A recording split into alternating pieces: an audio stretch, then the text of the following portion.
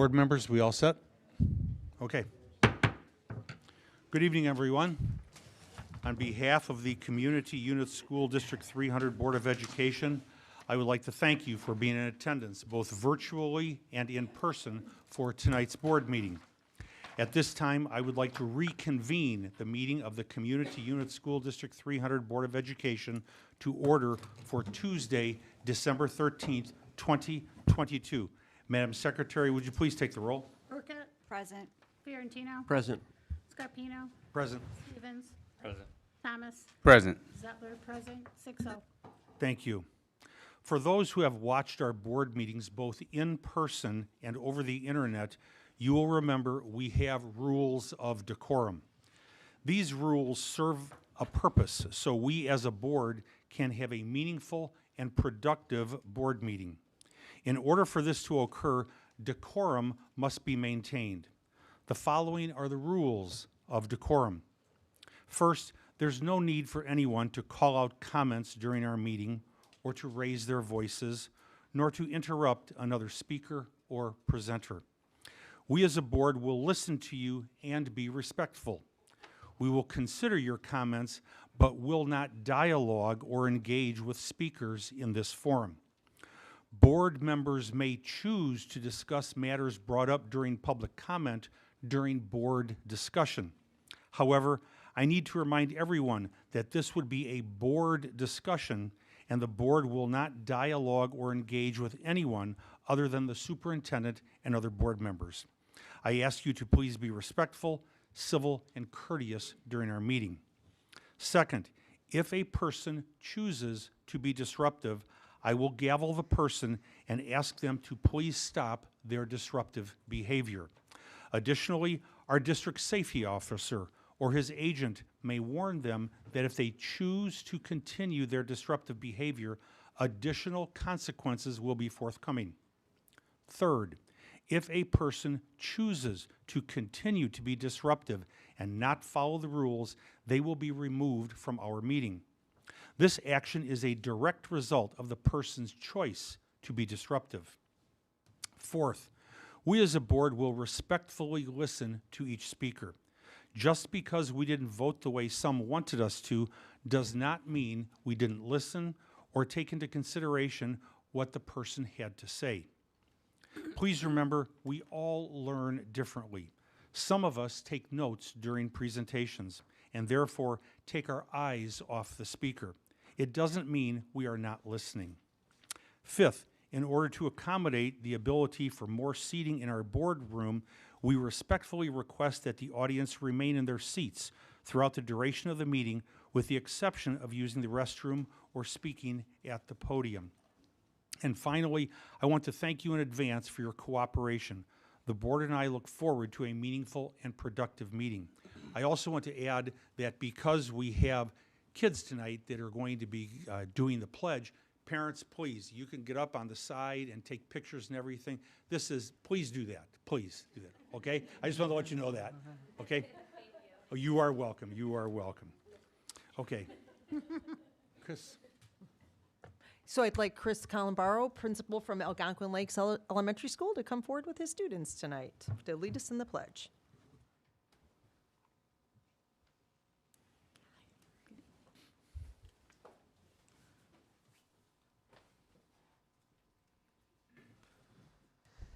Good evening, Superintendent Harkin, member of the Board of Education.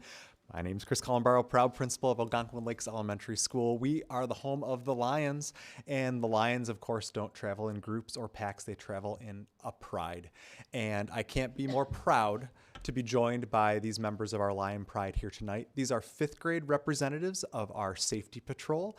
They help out in support of our operations, in mentoring younger students, and provide vital service and relationships for our other Algonquin Lakes Pride members.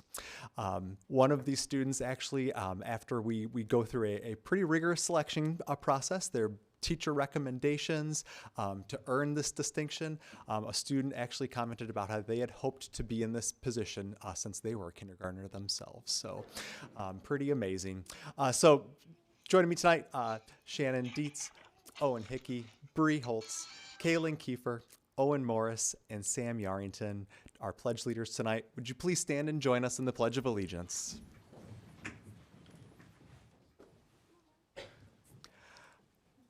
I pledge allegiance to the flag of the United States of America and to the republic for which it stands, one nation, under God, indivisible, with liberty and justice for all.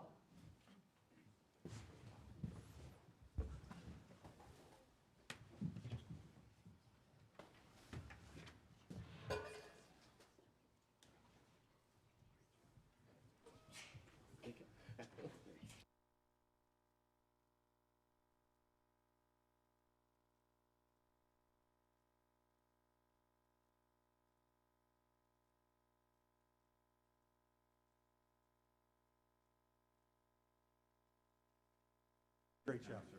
Great job. You did good. You did good. All parents do good. Okay.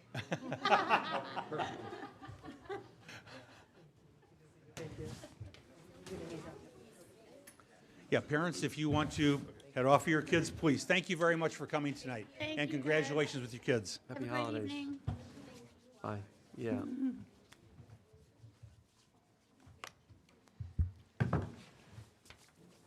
Thank you.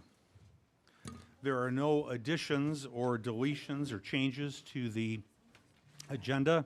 Do I have a motion to approve the agenda? So moved. Second. Madam Secretary, would you please take the roll? Thank you.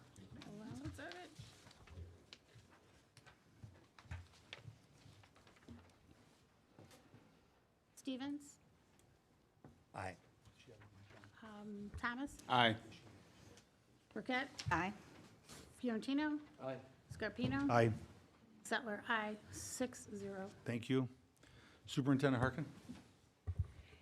Yes, I'd like to ask for a moment of silence tonight, members of the Board of Education, community members, staff, and students. Tonight, we're here to observe a moment of silence and recognition for Rory Titry, a student at DeLacy Family Education Center who recently lost his life. Rory was enrolled in Miss Mahoney's afternoon class. He was a wonderful addition to the Room 20 family, where he quickly stole the hearts of everyone who worked with him. From now on, anytime the Room 20 family sees a dinosaur or the color green, Rory will be remembered in their hearts.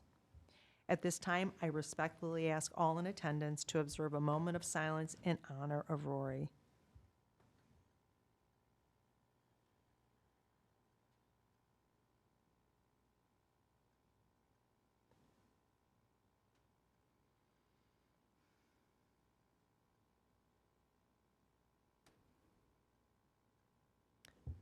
Thank you.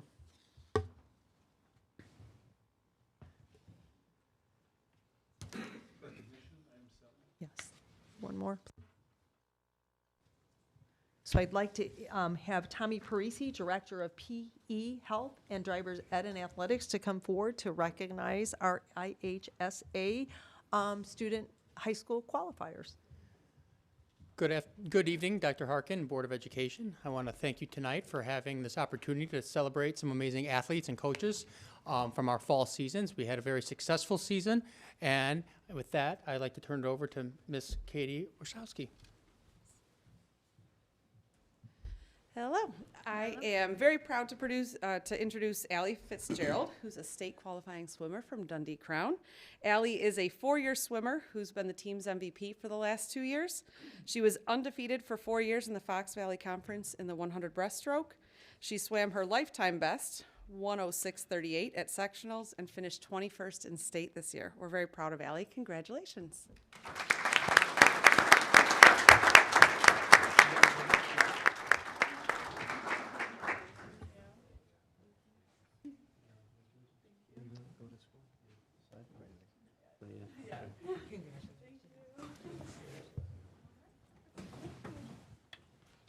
And next, it would be my great pleasure to introduce Athletic Director Jason Ziles.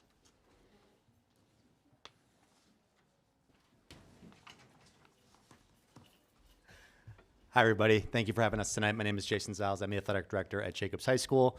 A few coaches I'm going to introduce tonight. First and foremost is our head football coach, Mr. Brian Zimmerman. First, we just wanted to congratulate all the other state qualifiers in cross country on tennis. It's an amazing feat and not an easy task to accomplish. Tonight we have 3 of our team captains present. 2 of our other captains came down with a bug. So this past season was a special one for the Jacobs High School football program. Tonight we have Antonio Brown, Ashton Nyhouse, and Will Seibert. It was a special season for us. For the first time in 9 years, we won a share of the Fox Valley Conference Championship and qualified for the state playoffs for the 2nd year in a row. All 3 up here are all conference players. They're also big contributors to our state quarterfinal team last year as well. They were part of helping us post back-to-back 8-season wins for the first time in school history. Our staff, our administration, and our school is extremely proud to have all 3 of these here to represent our program here tonight. I want to thank the school board and Superintendent Susan Harkin for recognizing our student athletes in their amazing year. Another student we would like to recognize is Will Seibert. He's one of 2 players, I believe, in school history to be chosen first team All-State by both organizations that the IHSI recognizes. Will Seibert earned first team All-State for the Illinois High School Football Coaches Association and the Illinois Champaign News Gazette. He's also a 2-time All-Conference, 2-time All-Area, and a 2-time All-State academic. So congratulations, Will, and all 3 of you on a great season.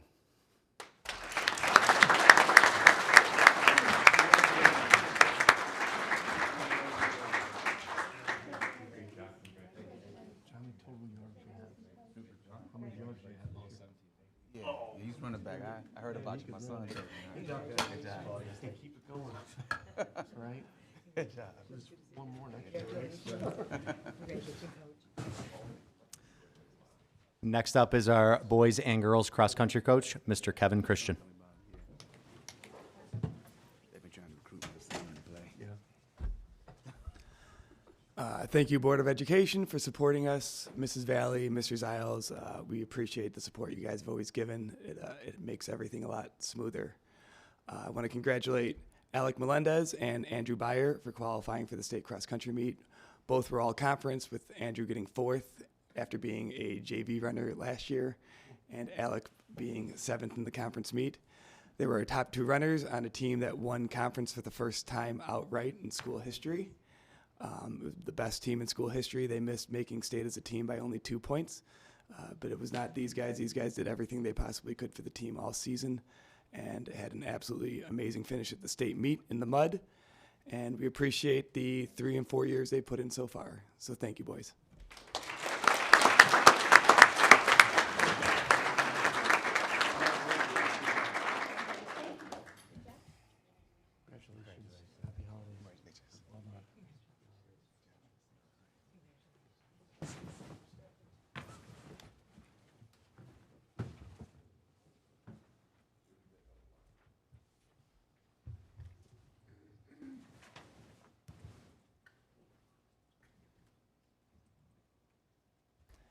All right, want to talk about the state qualifying girls cross country team. This is the 3rd time in school history they've qualified for the state cross country meet, the 2nd time in a row.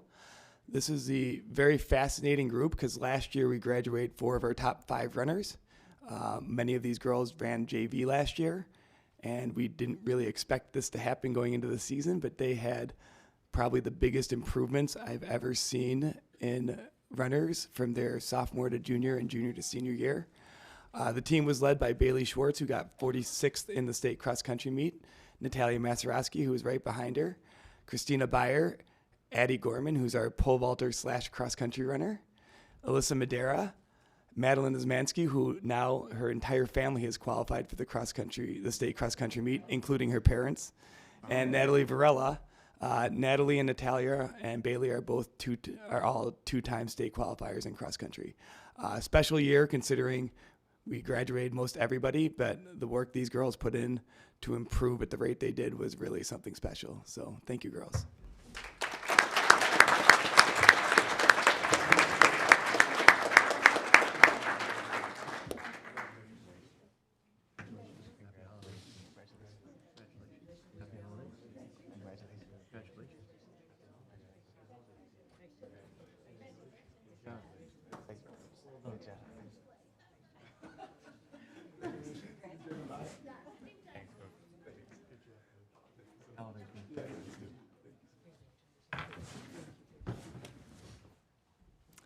And last but not least, our girls tennis coach, Mr. John Betts.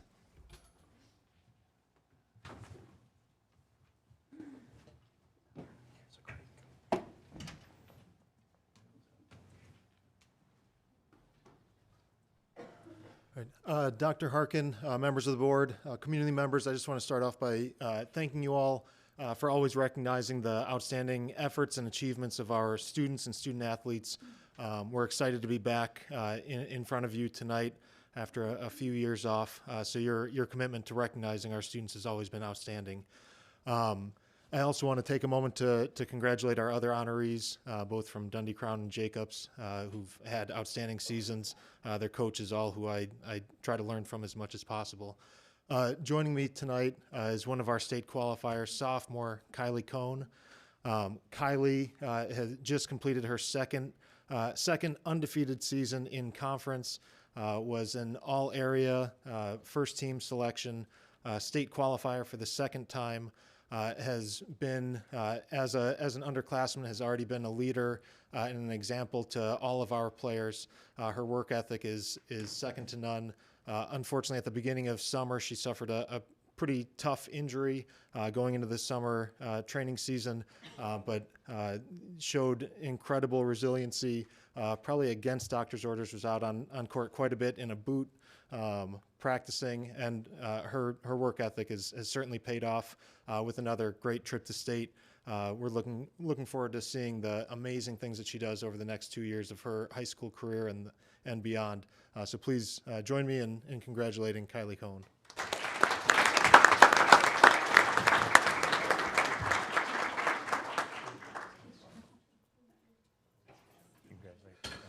Don't worry about it.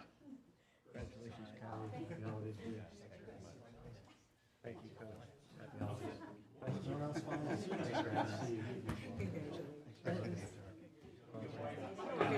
How you doing? Hey. There he is.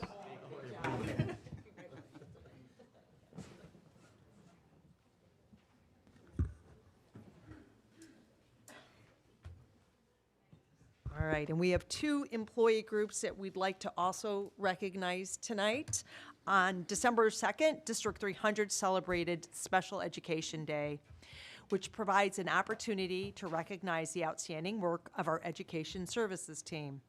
The Education Service team includes administrators, hearing itinerants, nurses, occupational therapists, paraeducators, physical therapists, school psychologists, sign language interpreters, social workers, speech pathologists, teachers, and vision itinerants. The Education Services team often encounters challenging projects and works together to execute solutions with precision and expertise. On behalf of District 300, I would like to acknowledge our amazing Education Services team and extend my deepest appreciation for all of their efforts that they put in for our students on a daily basis. Thank you for them.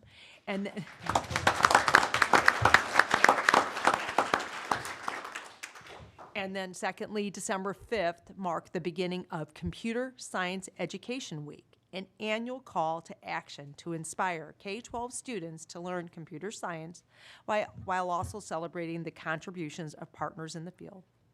Those partners include District 300 employees who work in the field of computer science, including classroom teachers and individuals from our IT department and academic data team. Please join me in thanking our computer science professionals.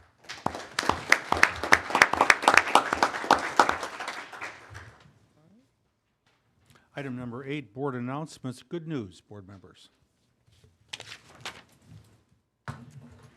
Updated sensory rooms at Newbert Elementary School benefiting students. Newbert Elementary School has officially opened updated sensory rooms for students in the LEAP program who have sensory, social, emotional, and language needs. The updated sensory rooms feature a new swing, a trampoline, therapy chair, tactile panel, wall murals, and other items. Benefits of the updated rooms include teachers are able to support student acquisition of visual, auditory, and tactile processing skills, as well as fine and gross motor skills in a dedicated space.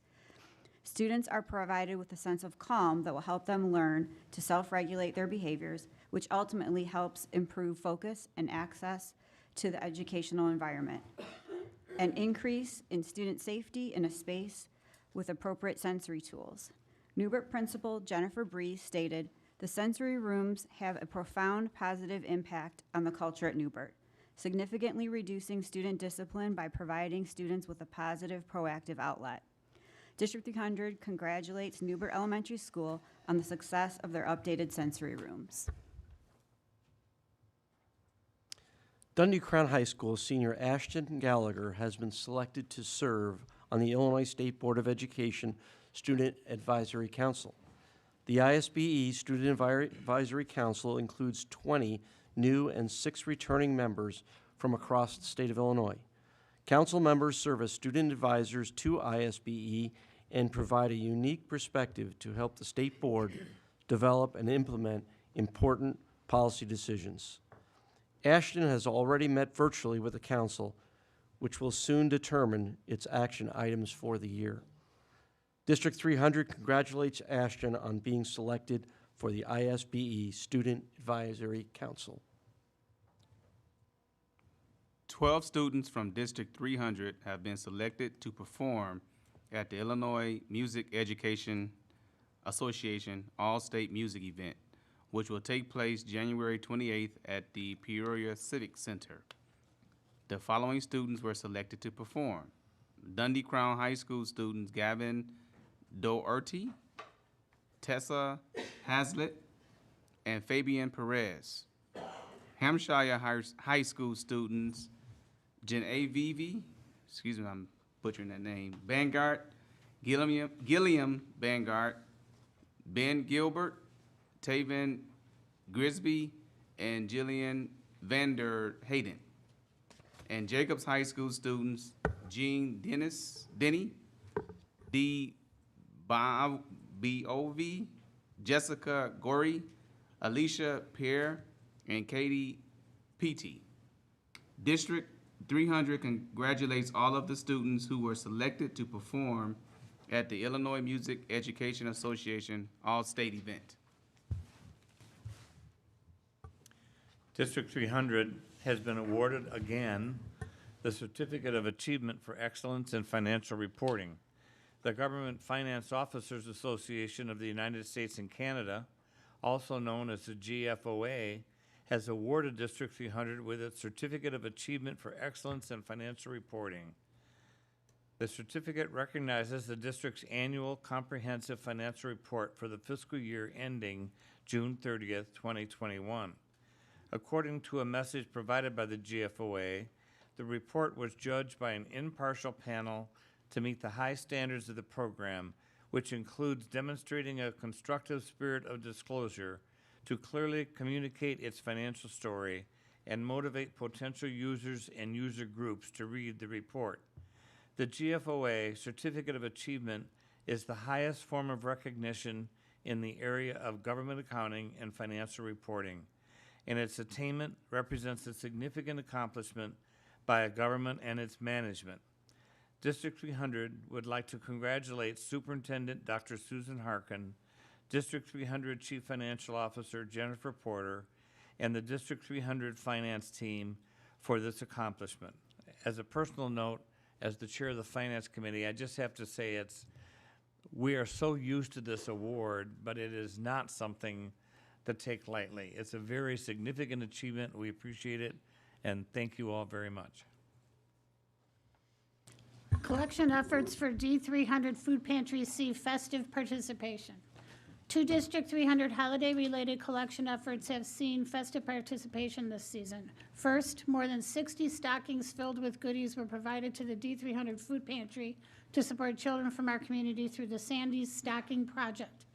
Sandy's Stockings was founded in honor of District 300 board member Leslie Lamarca's mother, Sandy. Mrs. Lamarca has fond memories of the holiday stocking tradition in her family and wants to ensure as many children as possible receive the joy given by this special time-honored activity.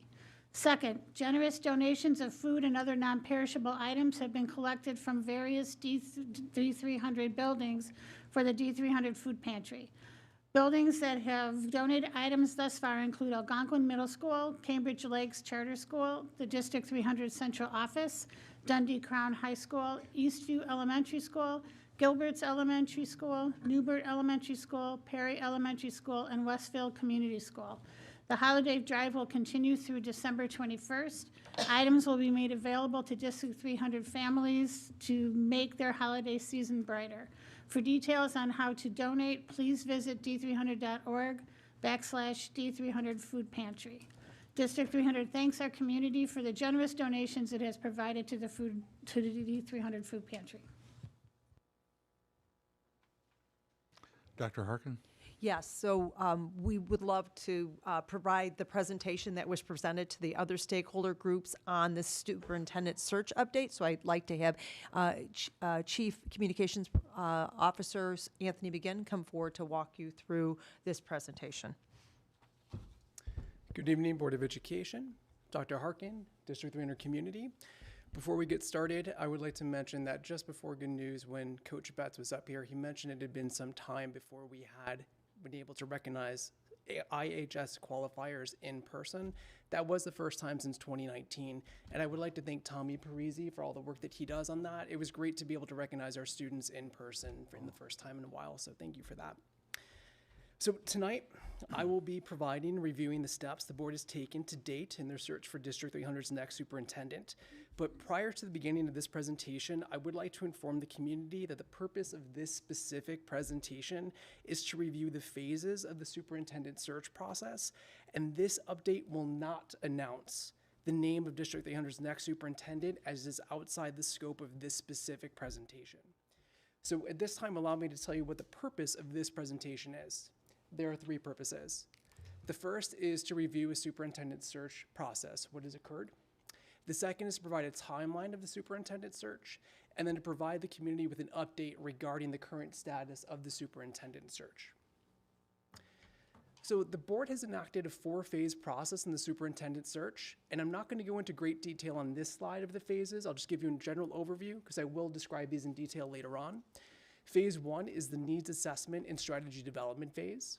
Phase 2 is the candidate screening phase. Phase 3 is the evaluation phase. And phase 4 is the hiring phase. I also want to provide some context for the timeline we'll be discussing tonight. The timeline begins with October 11th, and we will go up until all the milestones we hit until this evening. It has been critically important to keep our community informed of all the steps throughout this process. The board has provided regular updates, both in text and in video. Those messages have been sent to the community. But we also know that there are some people who may not be on our mailing lists, so all of the updates have been centrally located in one place on our website, and that's d300.org/superintendent search. You'll also notice at the bottom we have tomorrow's date listed in red. Any update tonight will also be provided and updated on that particular webpage. So let's talk about phase 1, the needs assessment and strategy development phase. This phase begins on October 11th, and it occurs when Dr. Harkin announces her retirement. So Dr. Harkin announces that she will retire at the end of the 23-24 school year. That means that Superintendent Harkin's final day as superintendent will be June 30th, 2024. So at this time, some members of the community may wonder, why would the board act so early, 21 months out, to look for a superintendent? And the board addressed this on October 11th. Dr. Scarpino stated this, and I'll read this quote directly. While 21 months may feel like a long time away, we, the board, have proactively identified the current labor market as a potential challenge for any school board in the state seeking to hire the best candidate for their respective district. In fact, the Illinois School Board Association has shared that there are more superintendent vacancies than high-quality candidates. Therefore, the District 300 Board of Education believes that we are best positioned to identify the ideal candidate for our district by beginning the superintendent selection process now. So the board identified that the first task in the selection process is to determine who within the organization was qualified, certified, and interested in the position. So at this time, the board does also address why there might be benefits to looking internally as the first step in the process. And while I won't go through each of the benefits, I will highlight 2 of them. One is to ensure that there is a proven organizational fit. So does this individual have a demonstrated history of building relationships with staff, with students, and with community members? And in addition to that, an internal candidate, it would reduce the amount of time, in most likely scenario, to enact any educational initiatives because there may not be a steep learning curve. On October 26th, Board President Dr. Scarpino meets with the Parent Advisory Council. For those unfamiliar with the PAC Council, it comprises 2 representatives from each school. The PAC engages in 2 critical items on this particular date. First, they develop a series of interview questions, and those interview questions are used throughout our interview process. And second, the PAC identifies the traits, the qualities, and the capabilities that would be essential for the next superintendent. The board will then use these particular items as one of their 2 non-negotiables that we'll discuss later in the presentation. So all of this information by the PAC is provided to and reviewed by the board. After that, the board transitions out of phase 1 and into phase 2, the candidate screening phase. This occurs on November 2nd and on November 3rd. On this day, the board hosts on these 2 days, the board hosts 2 special meetings to conduct interviews with 5 internal candidates. So there were 5 internal candidates who applied and interviewed for the position. Each candidate interviewed in front of 2 panels. The first panel included members of the Board of Education, and the second comprised district administrators and union leaders. And during this second panel, this is when candidates responded to questions that were provided by the Parent Advisory Council. In addition to that, all 5 candidates answered questions that were determined these following items. First, they would determine how they would improve academic outcomes, how would they ensure the safety of all students and staff, how would they build relationships with our entire community, how would they make prudent financial decisions for our taxpayers, how would they achieve organizational success, and much more. Of the 5 candidates who interviewed, there were 2 who delivered exceptionally strong interviews. Both of these candidates also had a demonstrated proven history of consistently demonstrating the traits that both the Parent Advisory Council and the board deemed essential for the next superintendent to succeed. So the board invited both of these candidates to a second round interview. And those second round interviews occurred on November 8th and on November 9th. So during these second round interviews, both candidates delivered a formal presentation to explain 2 critical items. The first was how to ensure that students meet or exceed reading and math scores on the Illinois Assessment of Readiness moving forward. And secondly, how would the candidate ensure that all District 300 schools receive either an exemplary or commendable designation on future Illinois report cards? In addition to this, both candidates produced a detailed entry plan for their first 100 days as superintendent, along with their proposed organizational charts.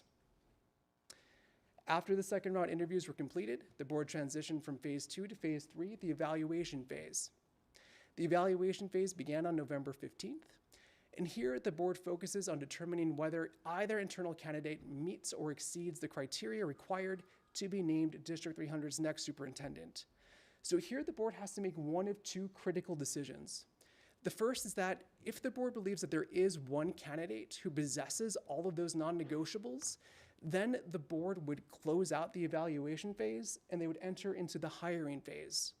However, if the board determined that neither candidate met those non-negotiable requirements, then they would transition out of the evaluation phase and they would enter into the external search phase. So this brings us to November 28th. On November 28th, after a comprehensive evaluation of both candidates, the board determines that there is one candidate who can successfully address both non-negotiables and has met and in many cases exceeded the rigorous criteria, specifications, and leadership characteristics deemed necessary for District 300's next superintendent, as outlined by both the PAC and the board. During the November 28th special board meeting, Dr. Scarpino states the following. He says, "Throughout the entirety of the search process, the board has remained steadfast in our uncompromising expectations for the next superintendent. And in every instance, this candidate has proven they possess the skill set, the character, and the qualities required to lead the district, promote positive academic outcomes, ensure the safety of all students and staff, build relationships with our community, make prudent financial decisions for our taxpayers, and much more." The board formally announces the conclusion of the evaluation phase and the beginning of the hiring phase. This also occurs on November 28th. So on November 28th, the board transitions out of evaluation and into phase 4, the hiring phase. Here, the board announces the beginning of the hiring phase, and what that means is that they're going to conduct contract negotiations with the identified candidate. And that brings us to this evening, tonight, December 13th. So on December 13th, at the conclusion of this open session, the board is expected to go into a closed session to continue contract negotiations. Following that closed session, the board will reconvene an open session where they will provide an update to the community. So this is a recap of the timeline we've had thus far from October 11th through December 13th. And again, any additional information or updates will be included tomorrow on the website d300.org/superintendent search. Board members, any questions? Nope. Thank you, Anthony. Great job. We are now at item number 9, public participation. We have had 7 people sign up for public participation. I will call each of you individually up to the podium. Please state your name and relationship to the district and limit your comments to 3 minutes. Please note the following. Each speaker has been provided with the guidelines for public participation. Minors need to be accompanied by their parents or guardians. The board will consider your comments but will not dialogue or engage with speakers in this forum. Questions raised may be assigned to the superintendent for an answer. As appropriate, a member of the administration may reach out to the speaker to give them relevant information or to ask for additional information. This is done to make sure the board has all the information needed to properly address the speaker's concerns. Charges, complaints, or challenges against staff members of the district will not be heard in open meetings and should be made in writing to the board and superintendent.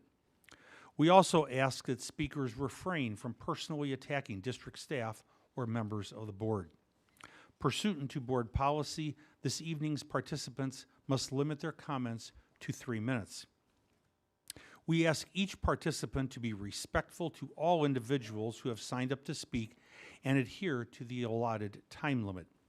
We also ask that speakers conduct themselves in a civil and courteous manner and refrain from trying to engage members of the board in dialogue during public participation. Failure to abide by the board time rules or those found out of order by the board may lead to exclusion from the meeting, to be fair to all participants. And please note that the Open Meetings Act provides any person the opportunity to address the board under the adopted public participation policy. That being said, the board would like to advise the public that we will not consider statements read during the public participation that are not authored by the reader to be credible unless the board has previously received the statement in writing from the author. Additionally, the author should indicate that he or she has granted the public participant the authority to read the statement on his or her behalf. Our first speaker for 3 minutes is Henry Fixmer.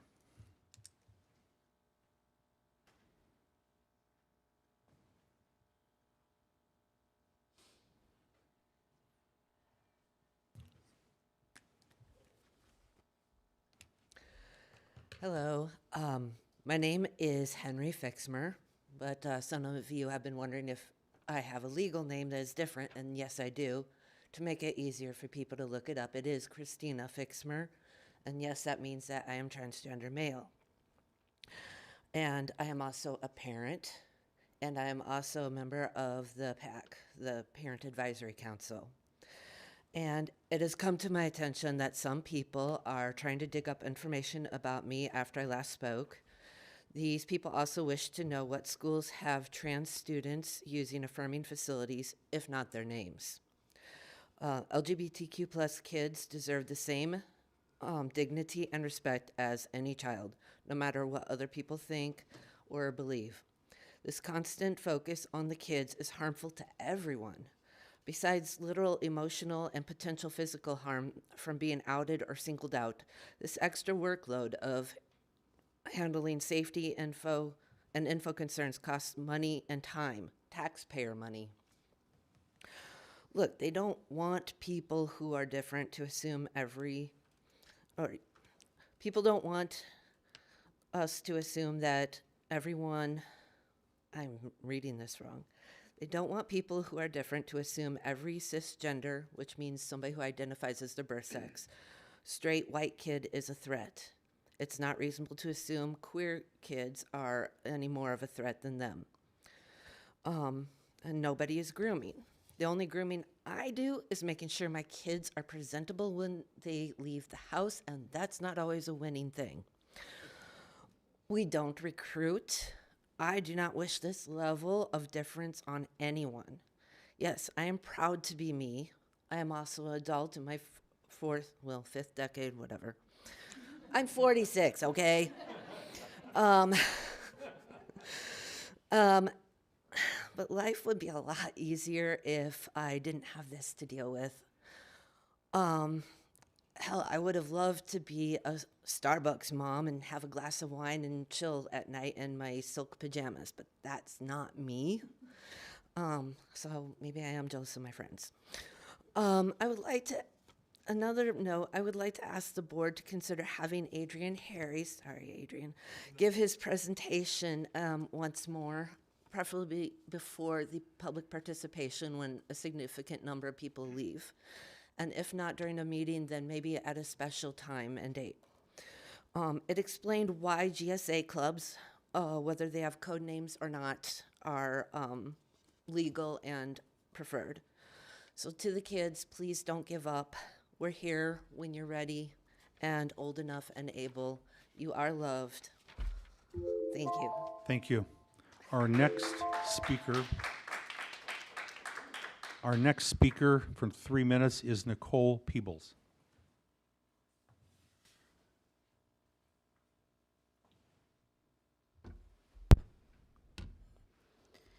Good evening. My name is Nicole Peebles, and I'm a parent in the district. After watching last month's board meeting, I feel a few things need to be addressed. During the meeting, people's emotions got the best of them, and it was in that moment I realized why they can't see what's really happening. Only when you're capable of leaving your feelings out of the picture can you truly see the relevance of the matter at hand. I heard a lot of love and support for the LGBTQ community, which was awesome, as I too have friends and family who are part of that community.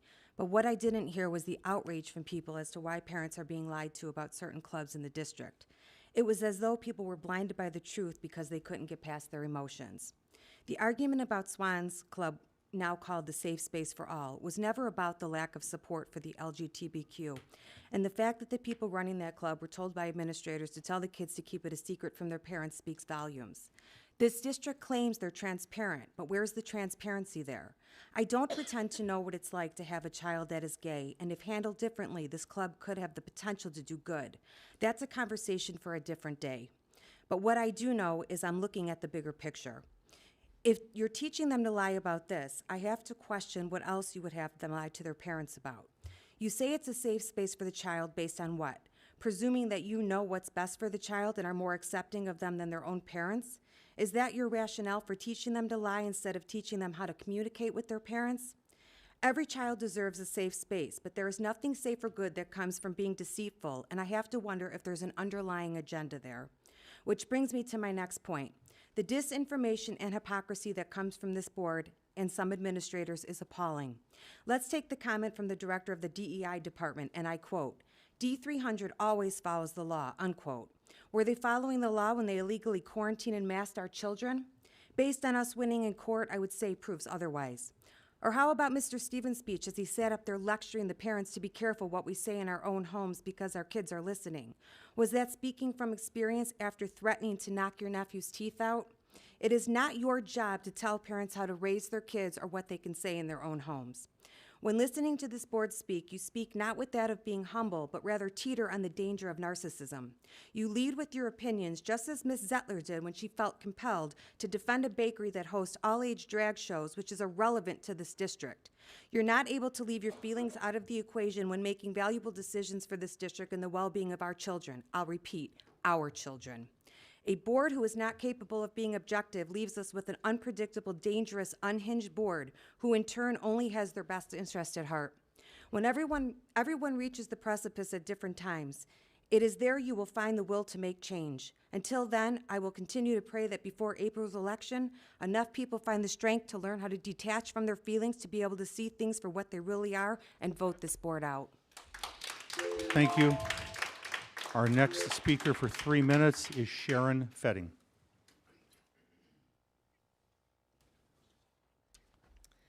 Hello, I'm Sharon Fetting. I have kids in D300.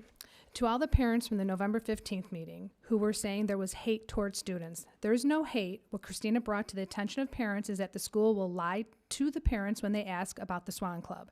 It is not okay for the school to ever lie to the parent. I thought we were supposed to be working together. This has never been about the LGBTQ community, but the lying to the parents when they directly ask a question about a program. What else is D300 lying to the parents about? CRT, SEL, vaccines prevent COVID, mask work. If a child comes to you who is raised Catholic, Jewish, or Muslim, and they want to be an atheist, you secretly put them in a club for atheists without the parents knowing for the safety of the child? Who is deciding what is safe for the kids? The school is laying the foundation to keep secrets from the parents and designate the school as the safe space, pulling the child from their family. Where does this stop? Last week you talked about your gay son. I believe we all know someone who is gay. It's not uncommon. 38 years ago, when I was 16, I found out my girlfriend's father was a cross-dresser. When I was 18, I rented his basement apartment for 6 months. I didn't care. I have a cousin who's gay, who stayed with us and have stayed with him and his partner when we visit them. My daughter's best friend came out to her first senior year. He's still a great friend and visits when she is in town. This might have been a big deal to my parents' generation who are all over 80, but it's not a big deal with my generation and we are in our 50s. The school is promoting the division because it's all they talk about. I don't have to raise a flag or wear a pin. I've taught my kids through how we live our everyday lives. Just remember what you learned in kindergarten. Be nice to everyone. It is really that simple. Can we please get back to academics? That is what D300 needs to get back to. Teach the kids nothing is owed to them. They must earn it, and everything is possible with hard work, no matter who you are. And don't tell them to lie to the parents. Thank you. Thank you. Our next speaker for 3 minutes is Connie Kane.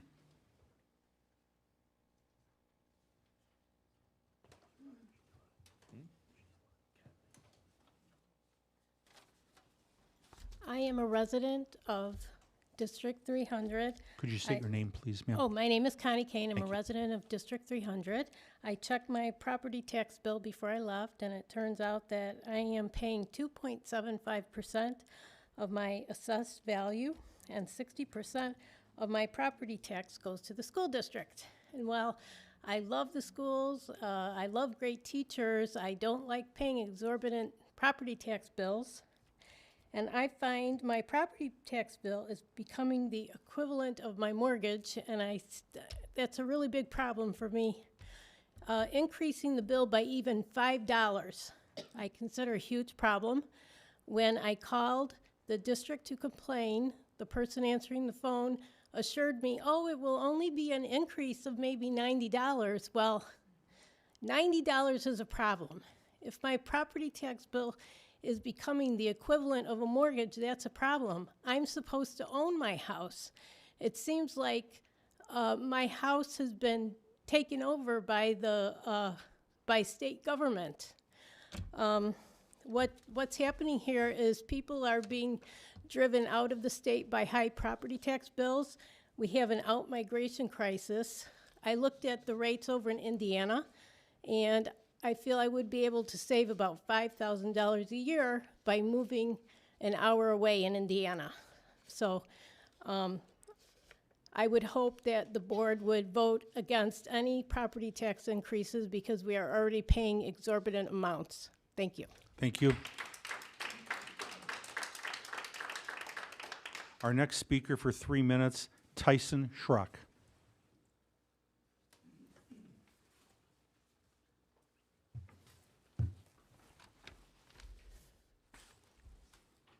Good evening, board. My name is Tyson Schrock. I'm a parent in the district.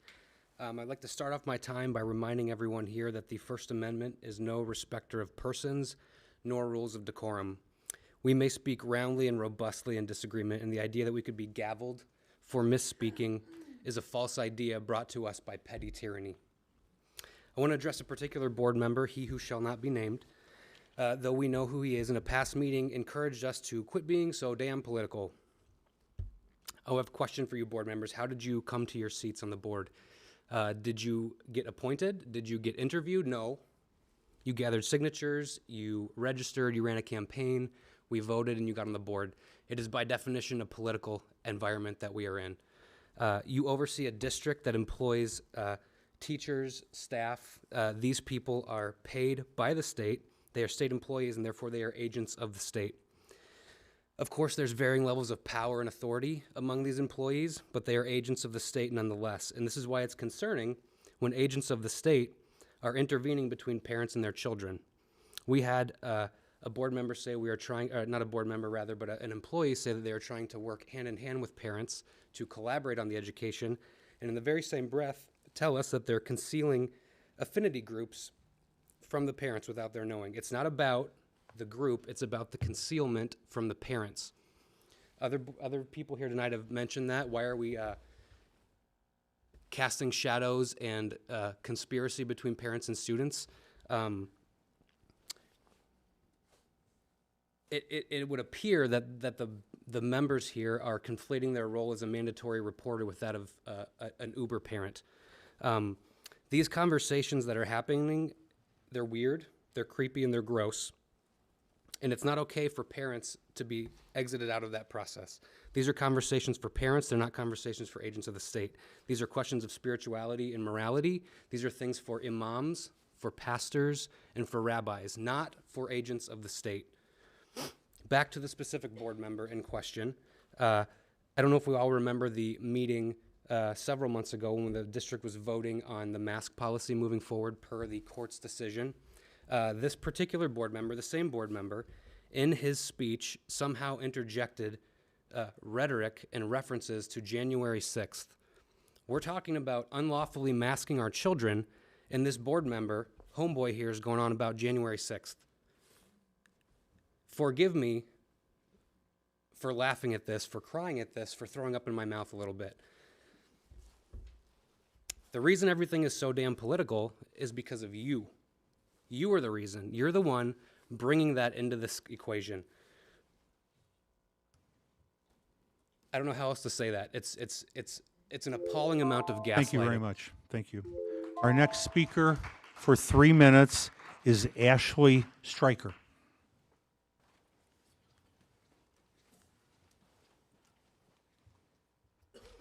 Good evening. I'm not much of a public speaker, so forgive me for getting... Could you state your name, please? Oh, I'm sorry. My name is Ashley Stryker. I'm both a resident and a parent of the district.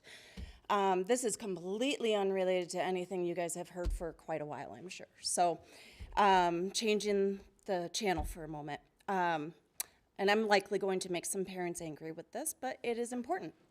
All 3 of my kids attend Westfield, 1 in elementary and 2 in middle. In case you're not familiar with the area, there are 2 entrances and exits, 1 on the north side, 1 on the south side. The one I am referring to is the south side entrance. That is a problem. It sits at a 4-way stop at Sleepy Hollow and Stone Ridge Lane. Stone Ridge Lane is where I live, along with about 20 other homeowners and their families. Middle school gets out at 3:40. Parents like to line up along both sides of the street on Stone Ridge to pick up their kids. Perhaps this isn't something one might think has to do with the school district, but it does.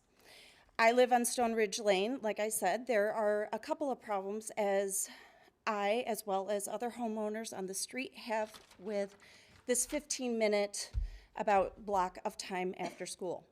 And I want to emphasize, it is only after the middle school, as so many come in to Westfield for the middle school. It is not elementary. There are signs on either side of our street that say no parking from here to Sleepy Hollow. That is approximately 20 or so feet plus a driveway. Unfortunately, people are parking between those signs in driveways, in front of driveways, and in front of the fire hydrants. Speaking as a resident, having them park this way, well, it's frustrating to say the least. We are not able to get on or off our street or in and out of our driveways safely, if at all. As a parent, I 100% understand the desire to not make my kids walk home long distance or ride the bus, or even to not deal with the insane congestion at either entrance, especially when the weather is extra cold or nasty. If you don't believe any of this has to do with you, the district, then maybe the fact that the kids don't usually use the crosswalk. They dart between the cars, parked or not. And that becomes a one-way and nobody knows which way it is. And it is a safety concern as well as a nightmare.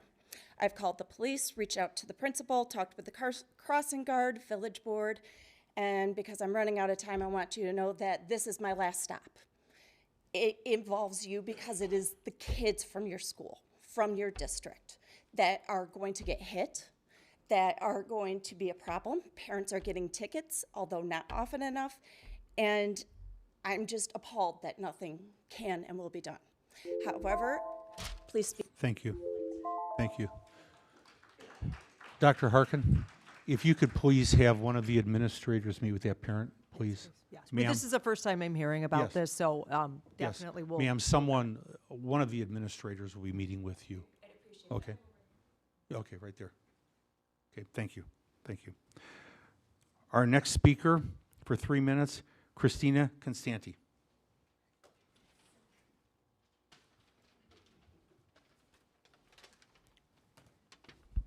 Good evening. I'm Christina Constanti, a parent of 2 great kids. I am invested in this community and school district. As an active volunteer at both my children's schools, I am there for parties and career days. At the Park District, I coach soccer, and at my church, I'm a troop leader. I'm very active politically and even have time to work full-time as a registered nurse. Being present at many district-level activities, I attend school board meetings, board financial committee meetings, and parent advisory committee meetings. Recently, I was surprised and embarrassed as the latest invitation to a special parent advisory committee meeting was rescinded at the door. The invitation clearly stated all parents welcome. I know there are some tense moments between us, but that night was different. I was excluded from the building during a public district meeting, threatened with a no trespass order, and even was spit at by an attendee in the parking lot. We are all supposed to have the best interest of the students, staff, and community in mind. The exclusion of certain parents to these public district meetings is divisive, dishonest, and frankly illegal. I expect to have an open invitation to all future public school district meetings. My purpose speaking tonight is to not only disclose the latest event and ask you to vote no to the tax levy, but to show you that I'm committed. I'm not going anywhere. I'm here, and I will continue to be here for the kids, the staff, and the community. I value integrity and accountability for academics and finances. And with that, I'm very excited to announce that I, Christina Constanti, am running for Community Unit School District 300 board member in April. Thank you. Thank you. Item number 10 is our public hearing for the 2022 tax levy. May I have a motion to open the public hearing for the 2022 tax levy? So moved. Second. Madam Secretary, would you please take the roll? Aye.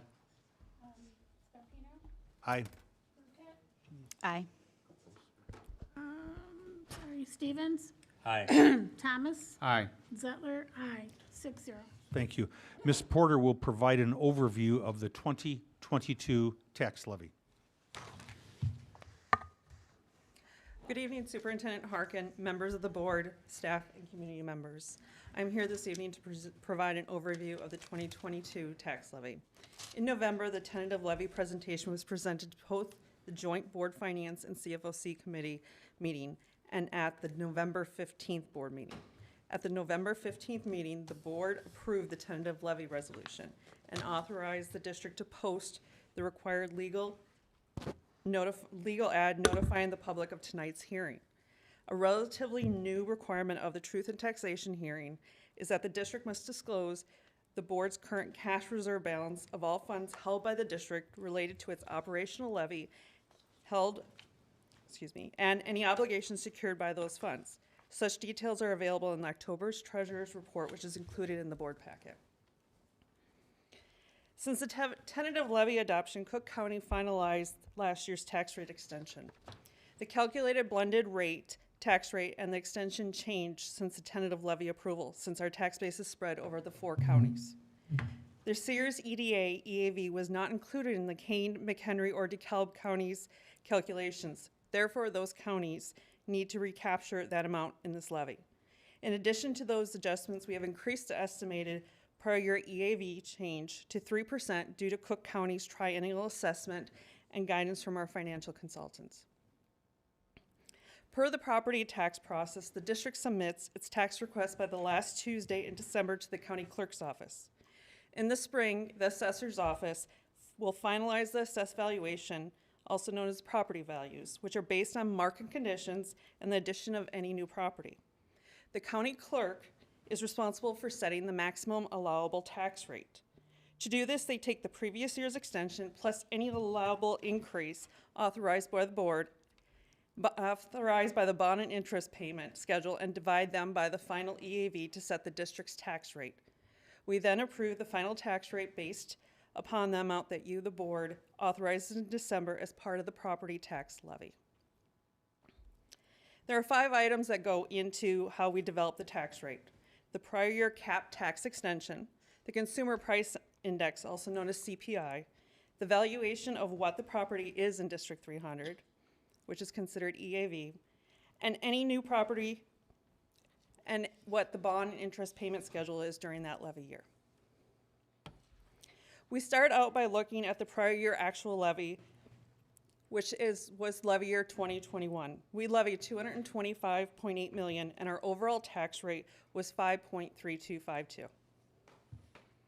From there, we build in some assumptions that we use to project what we can extend for the following year. In levy year 2021, our overall EAV was a little over $4.3 billion.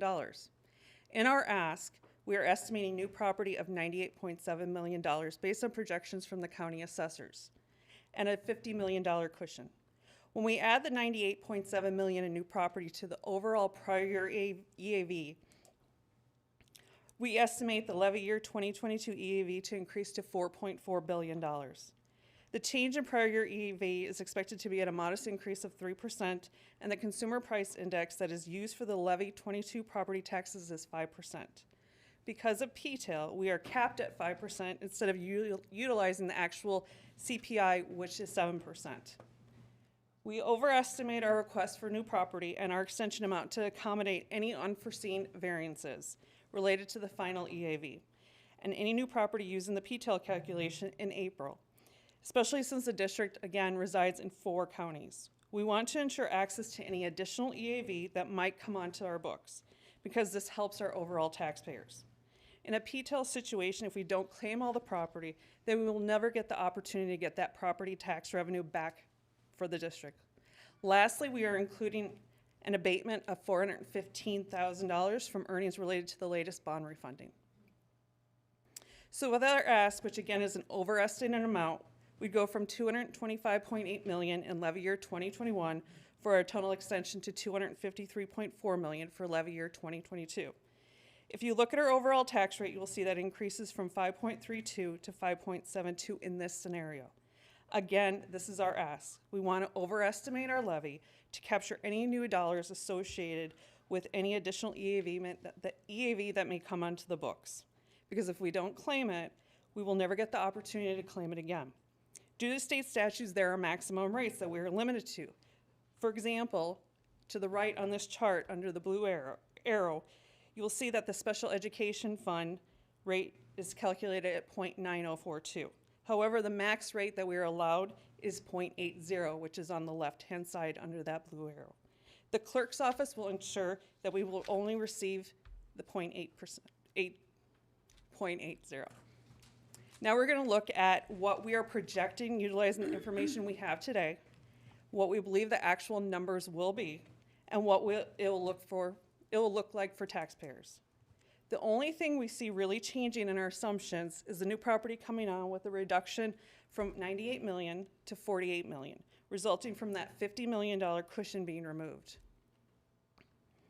When we do the calculations with the expected EAV of 48 million, the district expects to collect 234 million for levy year 2022. The overall tax rate is expected to drop from 5.3252 to 5.3094.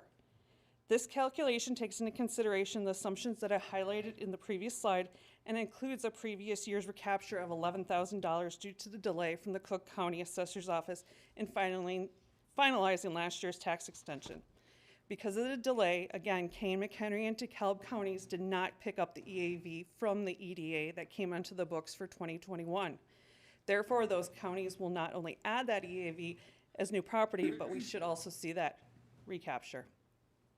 So how does this affect our homeowners from levy year 2021? In this slide, we show the difference for a homeowner with a home valued at $200,000 for tax year 2021. For a home that was valued at $200,000 in levy year 2021 and sees a 3% increase in their home value, their projected District 300 tax rate would reduce from 5.33 to 5.31, and its District 300 taxes would increase by $96. If that same home were to stay valued at $200,000 for the current tax year, the homeowner would see an $11 decrease. Although the tax rate is projected to drop, the amount the homeowner pays is directly related to the value of their home. And looking at another scenario in the prior year EAV, we increased this by 7%, which was the CPI. With all factors remaining the same, the total EAV would increase to $4.6 million. With the 7% increase in EAV, this year's tax rate would decrease to 5.112. The district would still expect to collect $234 million because of the 5% tax cap limitation. Using the 7% CPI factor for a home that was valued at $200,000 in levy year 21 and sees a 7% increase in its home value, their projected District 300 tax rate would reduce from 5.33 to 5.11, and its District 300 taxes would increase by $96. If that same home were to stay valued at $200,000 and see no increase for the current tax year, the homeowner would see a $143 decrease. This chart shows how District 300's 2020 tax rates compared to other unit districts in Kane and McHenry counties. The blue bars represent the other school districts and the red bar represents District 300. As you can see, we have the 5th lowest tax rate in comparison to the other school districts. Historically, we show the impact of tax increment financing districts, otherwise known as TIFs. In 2021, we had 29 TIF districts within the D300 boundaries. Nearly $6.2 million of property taxes were diverted to the local municipalities for targeted economic developments. Later tonight, I will be providing additional information on TIFs. The board will be asked to vote on the adoption of the 2022 levy resolutions this evening. Once that vote is conducted, my office will then file the tax levy tomorrow with all 4 of the counties.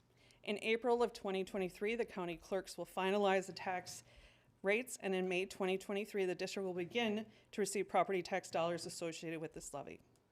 Thank you for your time this evening, and if you have any questions, I will take them. Board members, any questions?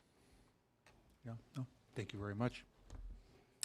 We will be voting on the approval of the 2022 tax levy later in the meeting under roll call items.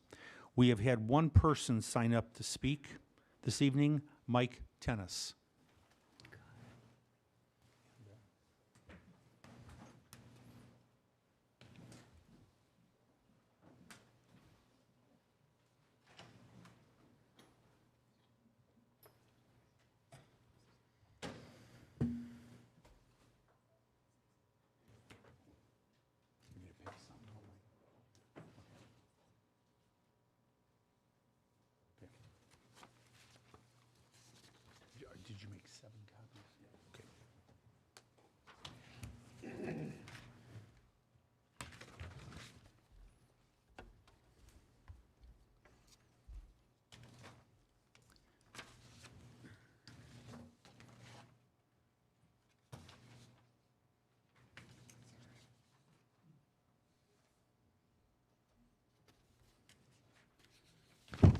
My name is Mike Tennis from Sleepy Hollow. The board needs to direct the administration to abate the full debt service of $1,286,000 on 2022 bonds from the debt service levy of $25.3 million. The administration is projecting the levy, excluding debt service, will be capped at $214.4 million. The levy request is excessive. Why? October's financials have over $223 million of cash. The district will enjoy $18.8 million in interest savings from a forward refunding transaction. The operating funds balance as a percent of expenditures is at 41%, well over the 30% target. Unassigned general governmental funds exceed $96 million. The district is in the best financial shape in 20 years. Why tax to the max? To fund a $153 million master facility plan while existing facilities are underutilized. To assume increased enrollment, ignoring the effects of a housing recession. To pour more into questionable special programs not embraced by students or parents. When the teacher evaluation system rewards bad and good performance equally. When discipline issues trump instruction in the classroom. While the levy for debt service is going down, the decrease will be offset by increased home values. For property owners that pay most of the school taxes, property tax bills will increase. Recommendation, don't ignore the district's $18.8 million interest windfall, averaging over $2.3 million yearly through 2031. Don't ignore 4 months of interest income that is over $700,000 more than last year due to higher rates and excess cash. The board should direct the administration to reduce the $25.3 million debt service levy, abate the full debt service of $1,286,000 on 2022 bonds. The reduction in the debt service levy would be less than 0.6% of the district's $223 million October cash balance. Provide some taxpayers from relief from exorbitant property tax bills. Thank you. Thank you, Mr. Tennis. Is there anyone else who wishes to speak regarding the 2022 tax levy?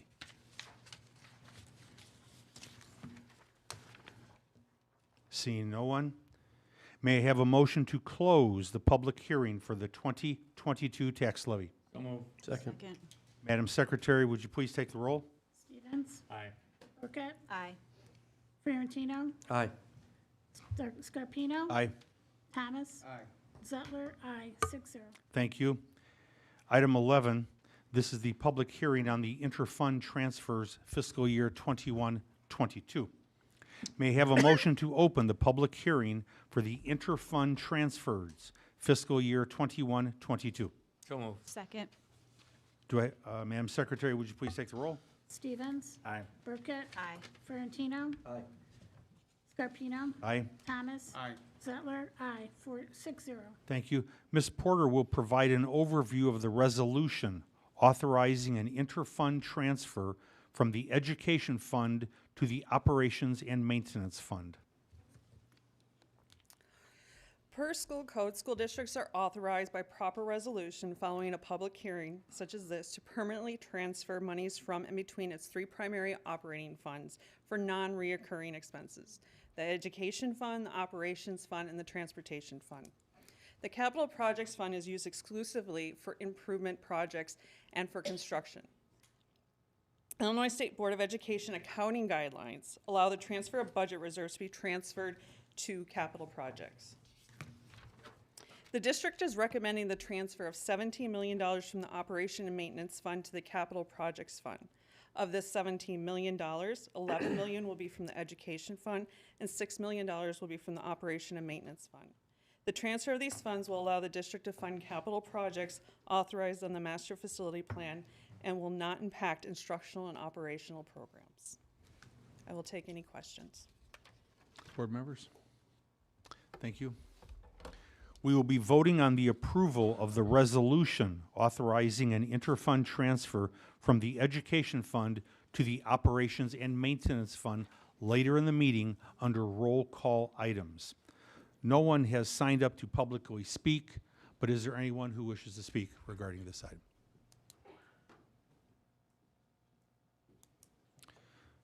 May I have a motion to close the public hearing for the interfund transfers fiscal year 21-22? So move. Second. Madam Secretary, would you please take the roll? Stevens? Aye. Scarpino? Aye. Burkett? Aye. Fiorentino? Aye. Thomas? Aye. Zettler, aye. 6-0. Thank you. Item 12, Superintendent Report. Dr. Harkin? Yes, next slide, please. I'd like to have Cara Vicente, Chris Sainsbury, Dr. Liz Freeman, Patty Schmidt, and Dr. Jeff Herb come to the podium to review our academic performance update and provide future direction on areas we will be focusing on to address any academic opportunities to address in the future. Make sure everybody's up there. Okay. Thank you, Dr. Harkin. Good evening, board and community members. Tonight, we will be providing you with an update on student academic performance as measured by the ESSA components. Also with me tonight, as Dr. Harkin said, are Liz Freeman, Chief Academic Officer, Patty Schmidt, Director of Data Assessment Accountability, Chris Stansberry, Chief of Schools, and Dr. Jeff Herb, Assistant Superintendent for Elementary Schools. As a reminder, ESSA is the Every Student Succeeds Act, which was signed into law in 2015. It replaced No Child Left Behind, or NCLB, and it took effect in the 17-18 school year. The purpose of ESSA is to close gaps in achievement. And as part of the presentation, we'll be reviewing actions and strategies that we're taking in response to our students' data. So first, we're going to begin with looking at our high school measures and how they relate to ESSA, and then we'll move to our K-8 measures. There are multiple measures that are utilized by ESSA to determine the Illinois High School Summative designations, as you can see on this slide. This slide shows each of the ESSA components and the corresponding weight in calculating each high school summative designation. We're going to walk through each of these individually at more length. High school graduation rate comprises 50% of the state summative designation. It's the main portion that is utilized to confirm each high school summative designation. On this graph, you can see that District 300 average is represented in navy blue. The state average is represented in red. Data shows that our overall graduation rate has remained above the state average and increased from 2019 of 92.5% of students to 95.9% of students in 21-22. Our next ESSA indicator is chronic absenteeism. This is a measure where we want the lowest number possible because it represents students who are chronically absent, and obviously we want our students in attendance at school. The state defines chronic absenteeism for our summative designations as a student who misses 10% of school days within an academic year with or without a valid excuse. So it does not matter if it is that the student has an excused absence. On this graph, our high school only, meaning our data that just reflects our high schools, are represented in the light blue. The total district is in navy blue, and the state averages are in red. In 18-19, our high schools were commensurate with the state percentages. In 2021, our high school chronic absenteeism rate was slightly below the state, but as you can see in 21-22, our chronic absenteeism for our high school students increased significantly to 40.1%, which is over 10% above the state. Our next ESSA component for our high school is 9th grade on track. It accounts for 8.3% of the summative designation. In order to qualify as an on track, a ninth grader must have earned at least 5 full-year course credits or 10 semester credits and have earned no more than 1 semester F in a core class, English, math, science, or social studies. District 300's ninth grade on track has been trailing slightly the state metrics since the pandemic. We're starting to see an upward trend, but we have not reached the state level yet.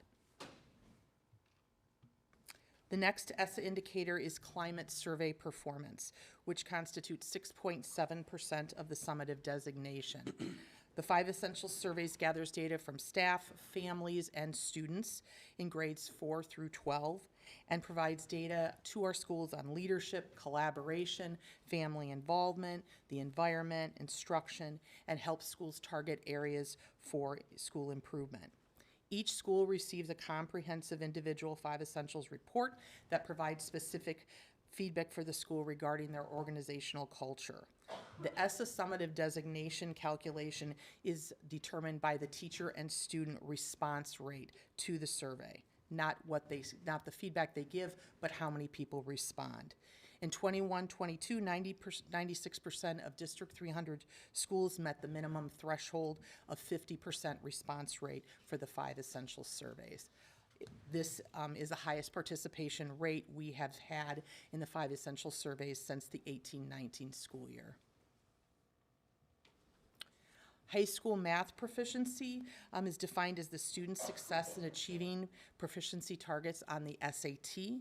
The weight is 7.5% of the summative designation. This graph represents the percent of students who met or exceeded expectations in math on the school day SAT. If the student took the SAT on another date, that data is not included in this. While we are currently performing close to the state, the graph demonstrates a district drop of 10% from the 18-19 school year, while the state only dropped 5%.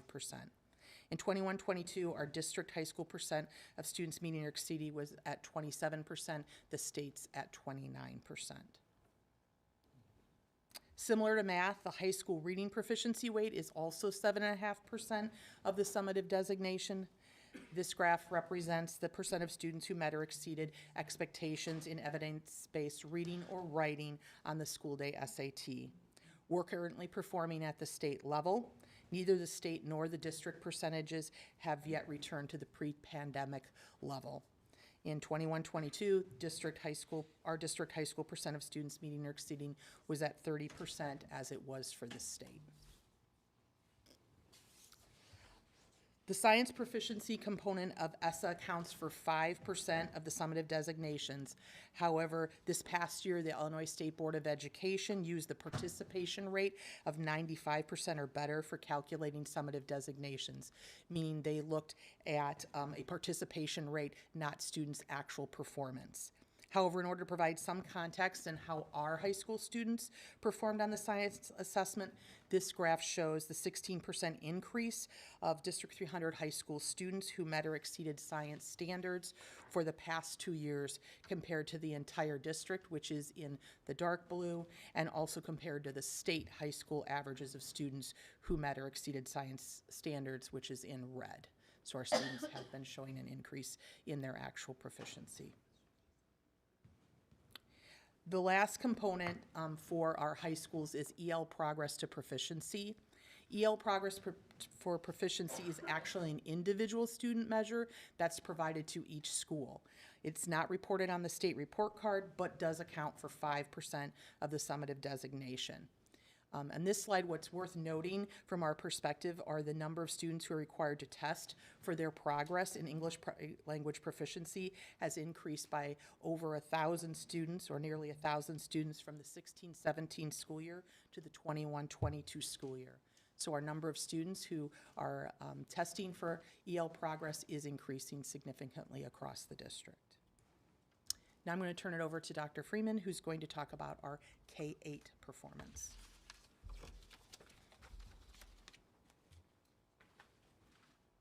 Thank you. Good evening. We'll take a look at our K-8 performance next for elementary and middle school students. Here you see the Illinois ESSA components for K-8 schools.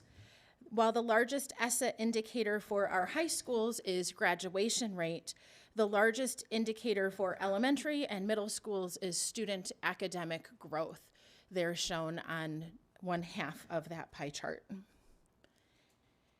Here you see student growth in K-8 math, which is 25% of the summative designation. Illinois uses student growth percentiles to calculate growth, which recognizes progress towards and beyond the learning standard, no matter where each student begins.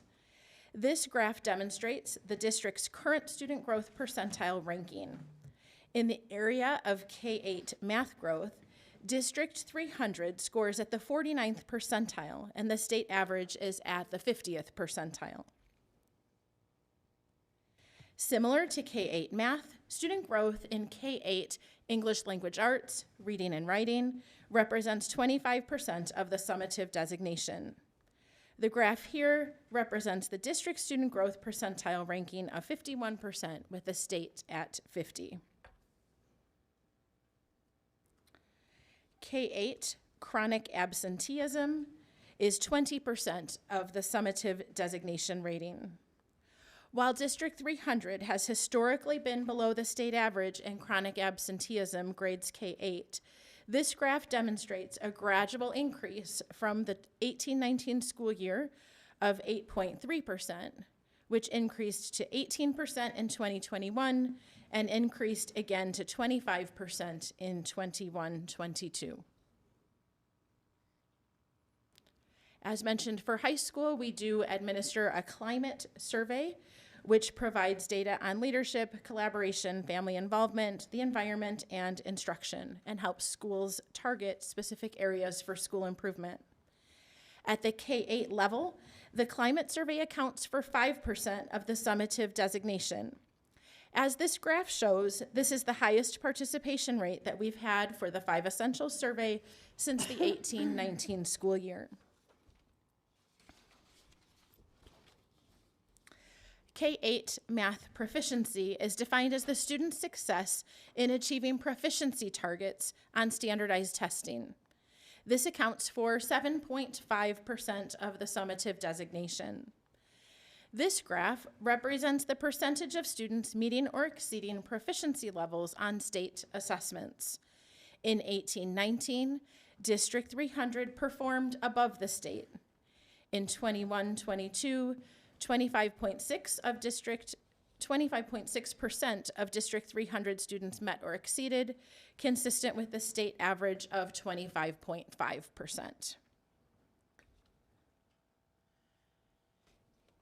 Reading proficiency is 7.5% of the summative designation and is calculated the same way as math.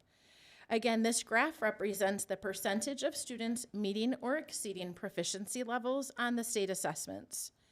Consistent with other data points, we do see a drop in student performance from 18-19 to 21-22. In 21-22, District 300 performed 3.5 percent points below the state at 26.6%. And then finally here for K-8 science proficiency, this calculation is for grades 5 through 8 and was based on participation this year. But here you can see how students grew 6% from the previous year, from 47% meets and exceeds to 53% meets and exceeds. Next, we'll have Patty Schmidt to talk about iReady data.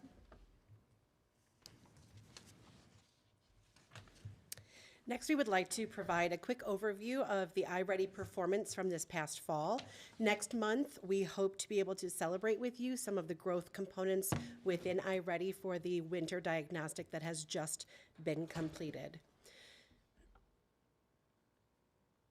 District 300, as a reminder, utilizes the iReady program in order to indicate areas of academic need for our current students, and it allows us to help students fill the gaps identified by the students' diagnostic scores in reading and mathematics.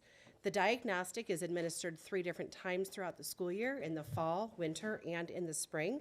And We look for different things within each of the administrations. In the fall, we're looking for the amount of summer learning loss and if students are ready to access their current grade level materials.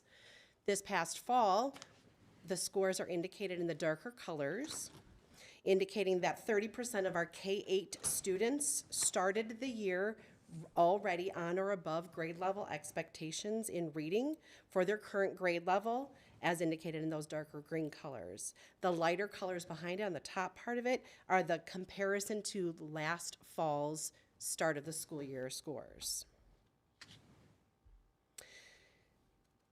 This next slide is addressing the question about how our students perform in relationship to the national benchmarks within the iReady community. There are over 9 million students who have taken this diagnostic across the nation, and this indicates that we are in line with the rest of those 9 million students across the nation for our grades K through 8 reading placements. This is a look at our cohort years of students and how their median percentile ranking was for their from reading from the previous few school years. So on the far left, we have our current grade 3 students and their national median percentile ranking of 44.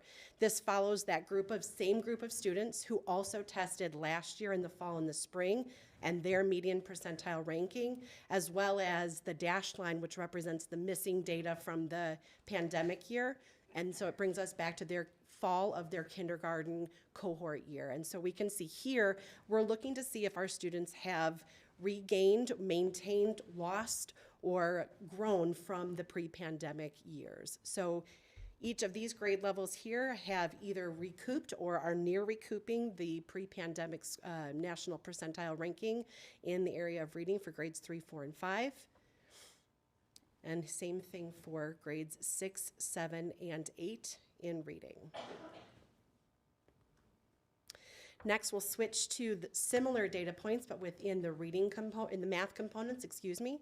Again, this is looking at this fall's scores and how they were ready to learn at the beginning of the school year, very similar to the previous fall.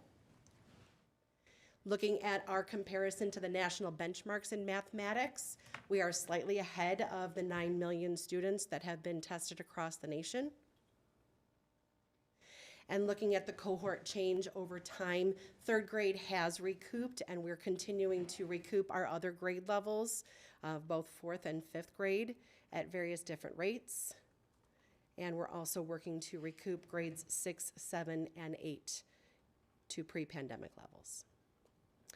Next, we will take a look at the next steps from Chris Sainsbury. Thank you, Patty.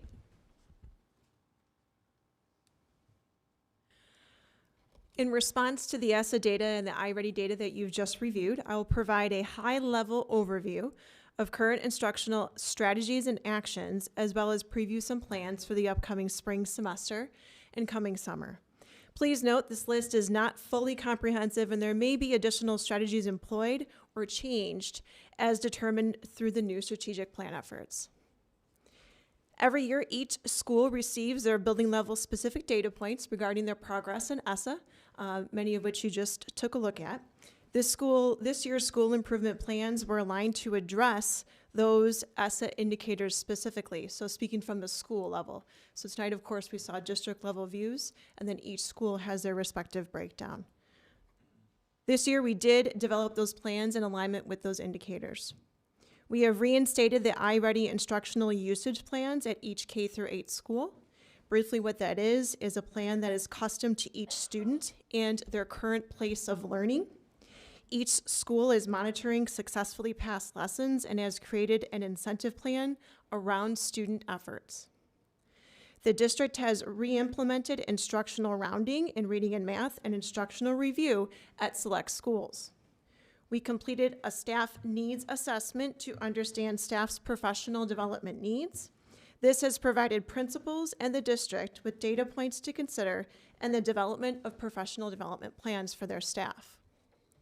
Chris, I have a question. Yes. We haven't been able to do instructional rounding, have we? We have been doing internal instructional rounding with our district and building level leadership. We Yes. had not, because of the pandemic, Yes, I was actually gonna been say. able to yeah. hold During the them prior to pandemic- this During the year. Correct. Correct. I'm sorry, correct. We have not done that during the pandemic Correct. years. I just want to make sure. Yes. Thank you. Yep, absolutely. Okay. We have developed initial support plans and professional development for Perry Elementary School. Perry is our ESSA designated comprehensive school, so we've begun work on that immediately. Additionally, elementary principals, district administrators, and literacy instructional coaches participated in professional development in science of reading. Continuing on in the fall, all administrators engaged in learning about supporting rigorous Tier 1 instruction. This has occurred through principal learning sessions led by assistant superintendents, as well as those rounding visits. Can you tell me what Tier 1 instruction is, please? Yes. Tier 1 is another synonym for it is our core instruction, which is instruction that all students receive that aligns to the state standards. That has occurred through principal learning sessions led by assistant superintendents, as well as rounding visits and one-on-one coaching visits with content area directors. Principals and staff at 6 schools piloted the District 300 PLC Strategy Implementation Guide, or SIG, to ensure fidelity of the implementation of the PLC process. Principals engaged in professional development in the math workshop and math talk models. The district and each school continues to support student social emotional learning needs through the school improvement planning process and district teams. And this fall, the district attendance committee was organized with representative members. Moving on to the spring, many of the same strategies will continue from the fall, such as the implementation of the iReady instructional usage plan and the professional development in science of reading. In response to the iReady fall to winter data, the district will provide elementary staff access to additional phonemic awareness and phonics instruction supports. Starting in January, we are now planning for a K-8 principal professional development session on iReady and iStation. This will engage and aid principals in their own facilitation and leadership of building level data meetings, which we are again bringing back. We feel like we're at a great place to re-engage collaborative teams and teachers in those building level data review cycles. High school principals will also engage in a data dive regarding PSAT data and also freshmen on track on that very same day. We will complete the new K-8 ELA reading materials selection process, and we will provide high school students access to the Horizon Education SAT prep materials. Dave Nowak and the attendance team will inventory our current assessment systems, attendance systems, and then analyze and propose some universal recommendations for the coming school year to address some of our attendance concerns. And then in summer, we are looking forward to providing some summer school options again for our incoming 1 through 8 students at all schools. We will focus on key learning standards by grade level, as well as continue our summer reads program called D300 Reads. We will provide professional development on the science of reading and the new ELA and reading standards of materials. We will also provide the summer symposium, learning, and professional development opportunities for staff and extend our D300U, which is our D300 University opportunities where staff can teach other staff. And that will be focused on the 6 shifts of reading, and we will revise our current district attendance systems.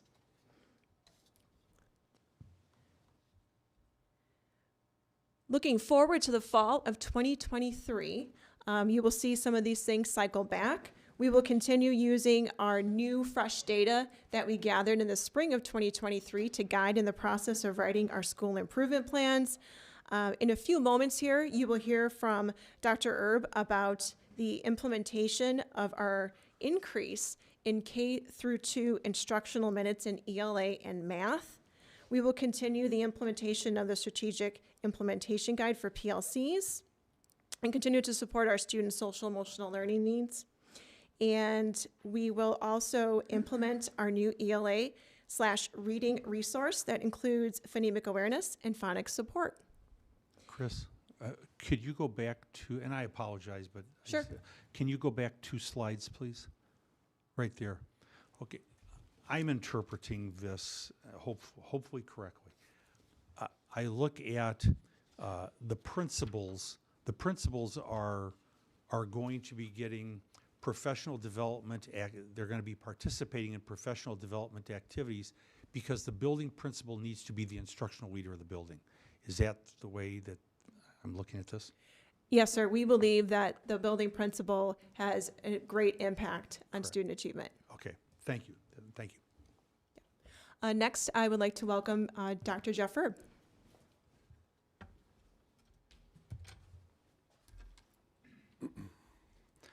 Thank you, Chris. I'm the last person in the receiving line here. They're just lining up for moral support again, so don't worry, we're not going to cycle back through here. I have the pleasure of talking about our elementary, which is K2 in this situation, instructional shifts. As a district, we regularly monitor our students' growth and achievement in the areas of English language arts, reading, and math, as you had seen from the previous slides. Post-pandemic, no surprise, we continue to see our students' performance in these 2 areas as needing improvement. Ensuring that students attain and sustain grade level proficiency in ELA, reading, and math are key objectives in our new strategic plan. So as part of this work, we've reviewed our current elementary core instructional minute allocations to determine if these minute allocations are still meeting our students' needs. And here's just kind of a little update as to what our current instructional minute allocations look like. Students K5, kindergarten through 5th grade, currently have this allocation of minutes. ELA and reading is 90 minutes, math, 60 minutes, social studies or science is 45 minutes, and that alternates by quarter. So they'll have social studies one quarter, science the next. ELA, reading, reteach, and enrich is 30 minutes. And math, reteach, and enrich is 30 minutes. Now, those 2 periods, if you're not aware, are just an opportunity for teachers to be able to identify needs of students in, right after a math block, right after an ELA or reading block, and be able to intervene quickly to be able to get the student up to where they need to be. In addition to all of these minutes, students also have other activities throughout their day, such as lunch, recess, specials, etc. Going into the support for an adjustment to those minutes, reading research indicates that by grade 3, students are starting to shift from that learning to read to reading to learn. And that reading ability becomes essential to the success in other subjects. Input from our K2 lead members, our teachers, has been gathered and analyzed as to where we need to make some of these adjustments and allocations.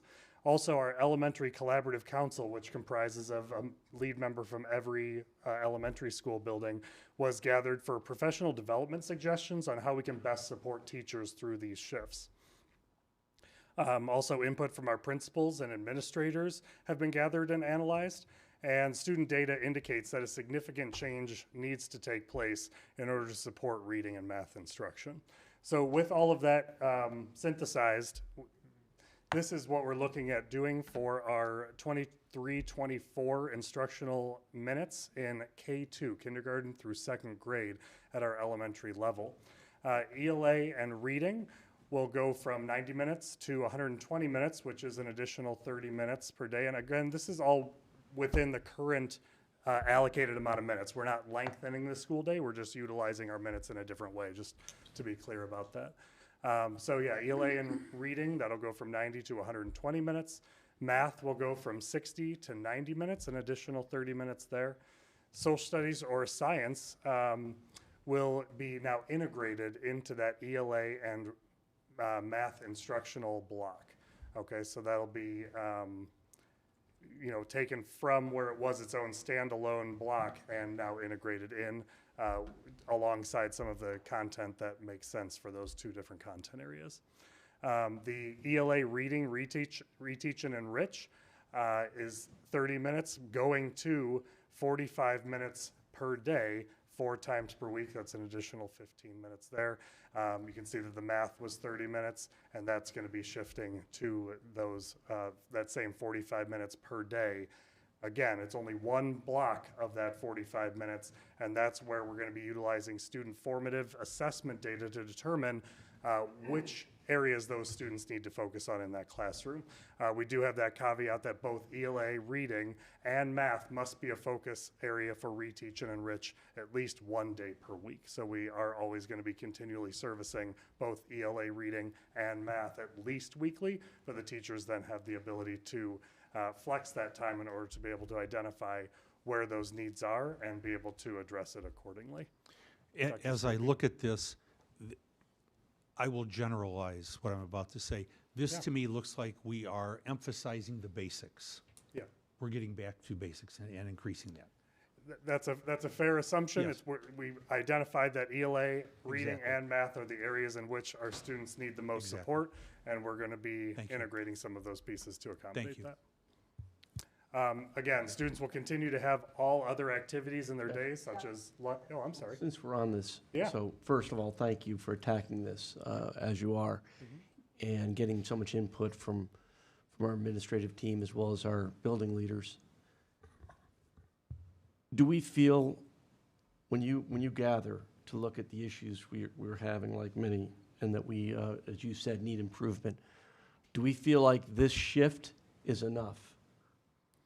That's the first part of my question. Let me just continue, and then you can answer both if you don't mind. The second piece of that is, have we looked at the day and possibly adding to the day? And I know that takes a lot of effort.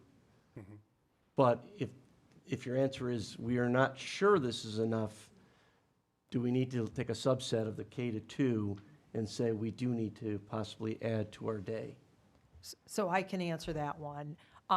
That would be contractual, and it was a conversation that was brought up during bargaining, and it is something that we are willing to explore and have had conversations with the union. And so, yes, I think that is something we need to explore. Contractually, it would need to be already decided by this point in time to put into this next school year, but it is something that we have met with the District Collaborative Council as an opportunity to potentially explore, and so it's certainly not on the table, but unfortunately for next school year, this is our first step in working with LEAD and with the teachers on making the emphasis on the areas that we believe we need to. But yes, it certainly is something that we do and would consider in the future and would need to start looking at, it probably immediately, and it is on our agenda to talk about with our District Collaborative Council, which includes LEAD representatives, as how would that look like, and what would, if we were to, how would we look at all of our schedules to make sure, because for us, because of transportation and the cost associated with how that all interweaves itself, there are many constraints and many things that just expanding the elementary day, and it was looked at probably 6 or 7 years ago with Mr. Hyde, is one, costly, and two, complicated. Not to say we're not afraid to looking at it, but those two barriers are also there with how we make it all work together when we're a K-12 district. Does that answer? It answers the majority of the question. I just want to make sure that we are confident. That's question one. If we aren't, then I would want to be assertive in doing what we need to do.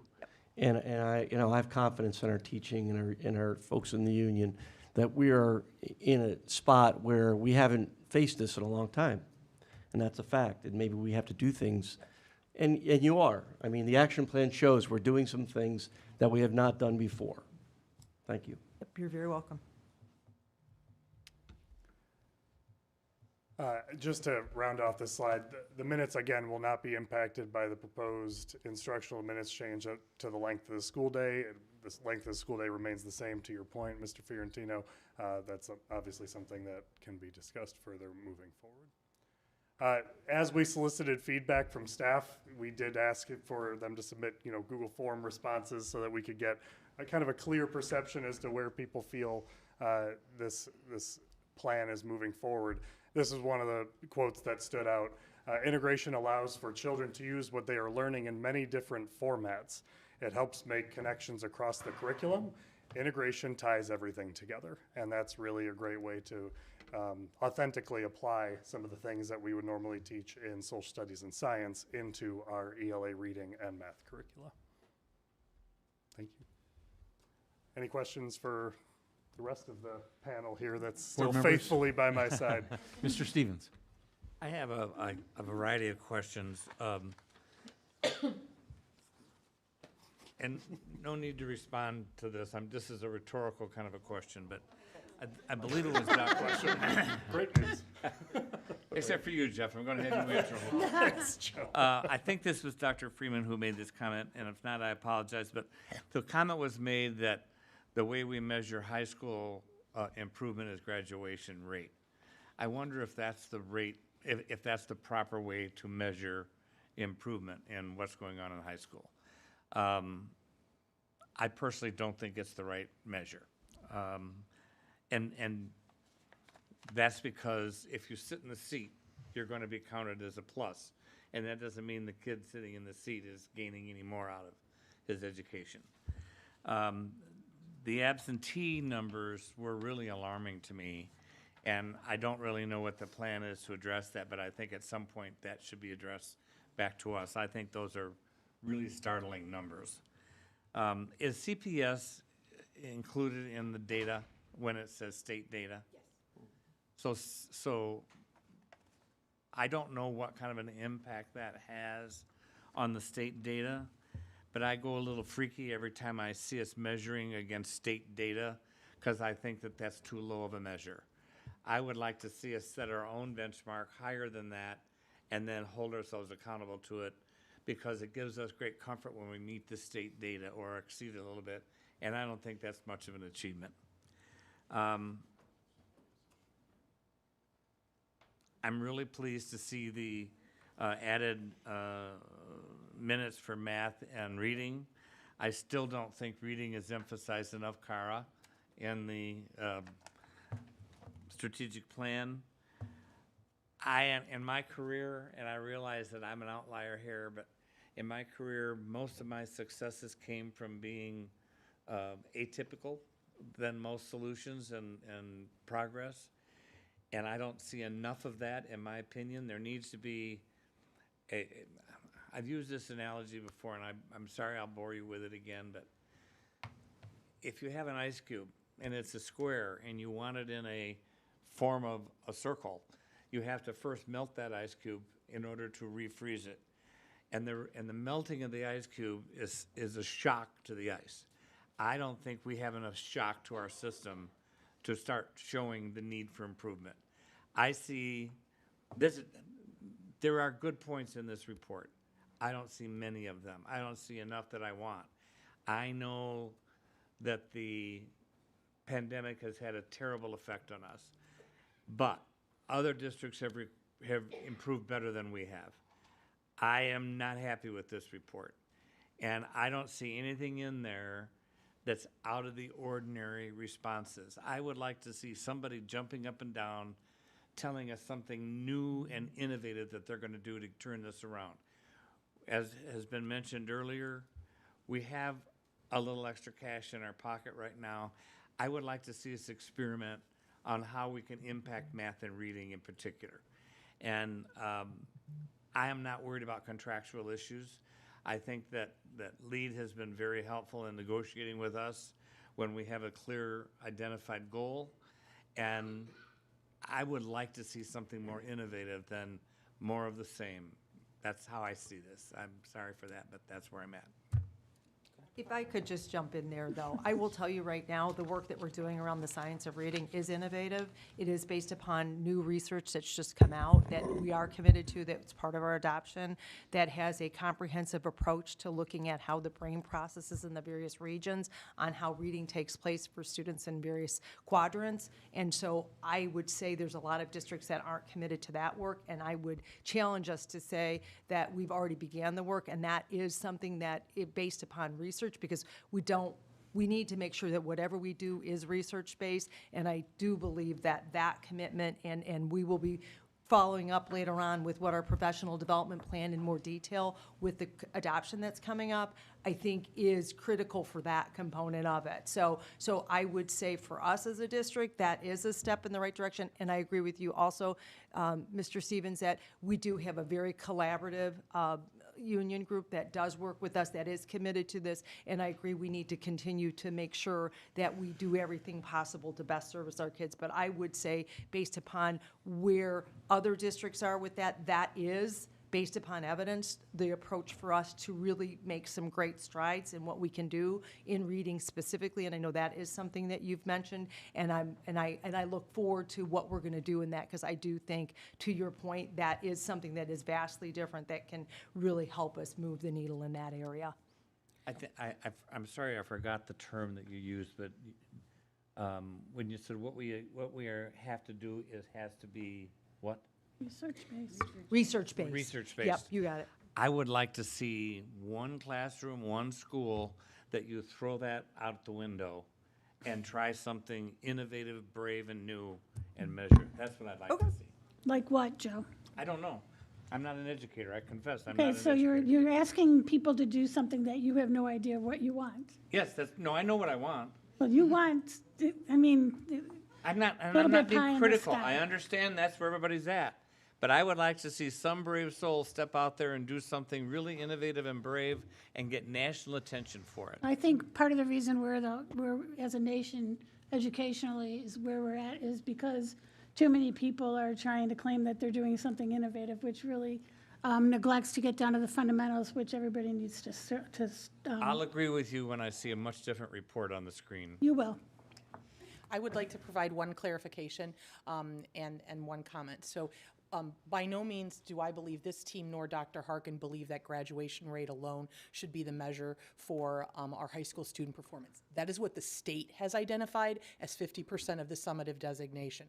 I think we would say very clearly we are in agreement with you that that is not what is most critical. We've done an excellent job as a district of including increasing our graduation rate. We've added ALOP and many opportunities for students to be able to graduate when potentially they had not in the past. That does not mean that a student exits that they graduate. It should mean that I'm completely prepared to go into the workforce or to go into a college setting, but it may not. And our student proficiency scores actually talk about where our students are at in terms of meeting exceeding. So I just want to clarify, the state has chosen that for 50% I'm fine with that. of the way. I get it. Yeah. Do we know how much CPS affects the state numbers? I have no idea. Do you know what their enrollment is? It would be huge, because if we've got almost 2 million students and they have probably 400,000, right? That's your concentration of it. I think for us, I really believe a really good place for us to dive deeper and to make sure how we're measuring this is when we come back with the strategic plan. Because, right, all we're doing right now is explaining how the designations and went to it. And I agree with you, which is what are some of those other KPIs, right? Things, key performance indicators that will really help us. And with that's really the intent of the strategic plan and why we're taking a little bit more thoughtfulness on it, because we agree with you 100%. We need to make sure that, one, we're measuring the right things that will truly impact student outcomes. And two, we need to make sure whatever we do change, that we understand that it had the results of what, if we are seeing an increase, that we know that it actually has that. And that's why we are working with an outside group to really hone in on what our best practices that we should be monitoring, improving, and putting into place and measuring to make sure that we can improve everything you saw tonight. Because, certainly I agree with you. We want to measure that our kids are meeting what they need to be successful out of our schools, which shouldn't be measured up against anybody but themselves, and making sure kids that live District 300 are prepared for what they need to do. So the state measurement is not where we want to land on. Thank you. I appreciate hearing that. Can I go ahead? Can I just make a request that maybe you've listed off all these things that you're doing, and for me it would have been helpful to see like what was new, what have we ratcheted up, what are we, kind of like some indicator as to like what are we pushing harder on, and hopefully maybe in future updates that might make it more clear as to what's additive versus what just kind of a better update for everyone to understand, because you're all very familiar with it, but me seeing it, I can't tell what's brand new versus something that we've been doing What I would say, continuously. though, was up there, Christine, because we had the last couple of years where we haven't been able, these are probably all new for this year. Okay, so I would say that much of what you saw listed up there, and definitely is modified too, right? So I would say everything that is listed is newer initiatives that we are actually implementing. And it may be helpful too, to your point, is what does instructional rounding and review mean? What's the intention of it? We know these meetings get long, but I think there's a lot of value in helping you understand that this team is working very hard to target and use best practices that we know should prove to improving what we're doing for our kids. But great question. Anything else, board members? Steve? So I'd like to take it back to, what we're looking at. And we were looking at district-wide data, right? It's also reported out, what's the lowest level? Lowest level, is it to the school? Yep, yes. Okay. So I would like to start by saying, I know we have lots of groups and cohorts that really need to celebrate, right? I mean, we have some outstanding things happening, and thanks to staff and students, and celebrate that. I don't want that to be lost here, because I know we're a board, and I'm assuring you that the community is the same, that wants the best. Now, having said that, I would just say that this is really why we're all here. There's a lot of things that are fun we do on the board, but when we saw this first time, I believe it was a week or so ago, there was some concern.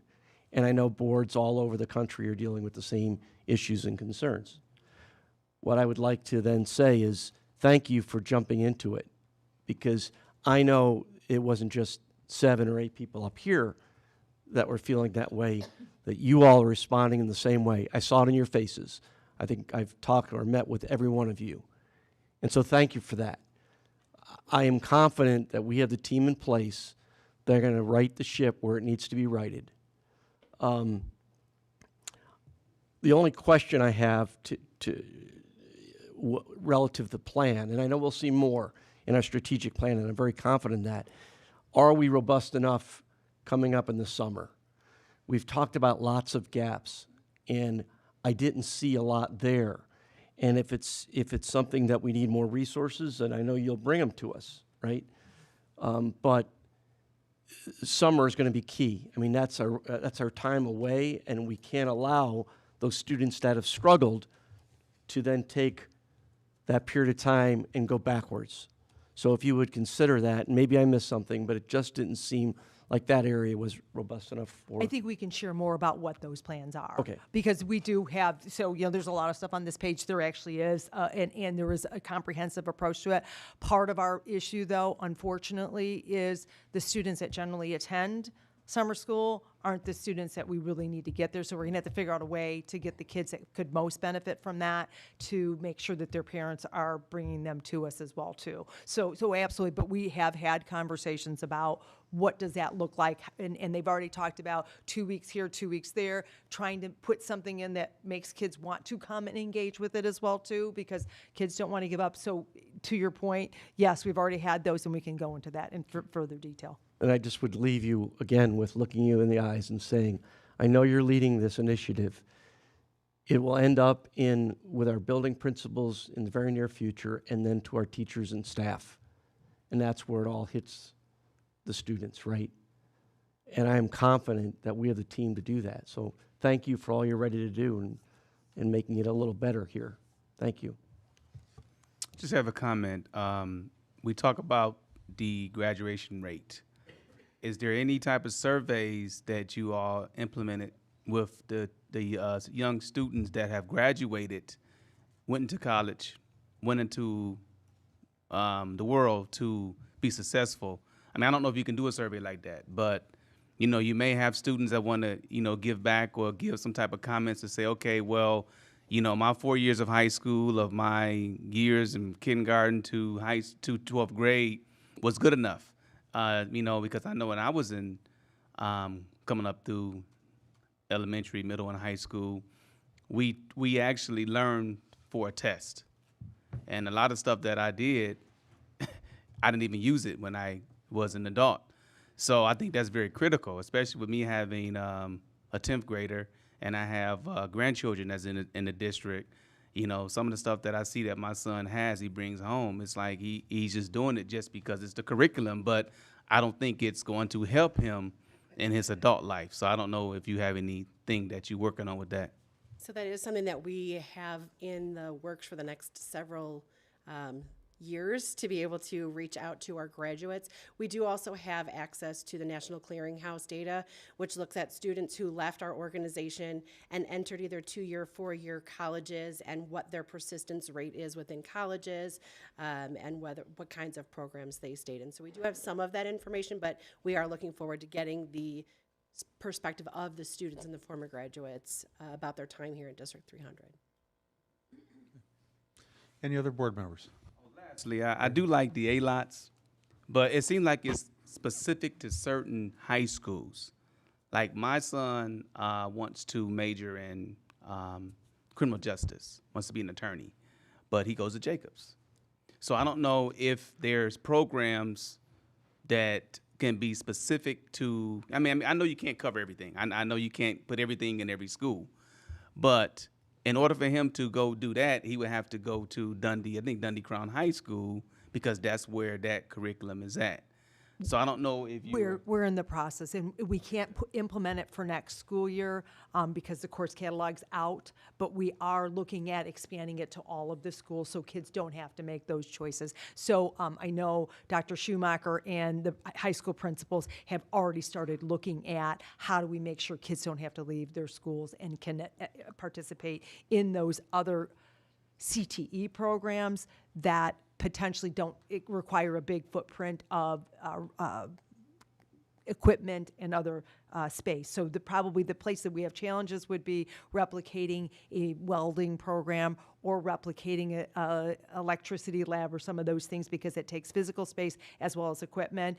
But exactly what you just described should be not a reason why we can't look at, and we will be looking at that. And they already started that meeting recently to make those changes in the future. But that's a really great question. And all of these things that were mentioned here tonight will be coming on the strategic plan as initiatives that we really need to be addressing. So you actually are exactly what we, confirming what we want to put on our strategic plan to get at what we can do differently. Any other comments from board members?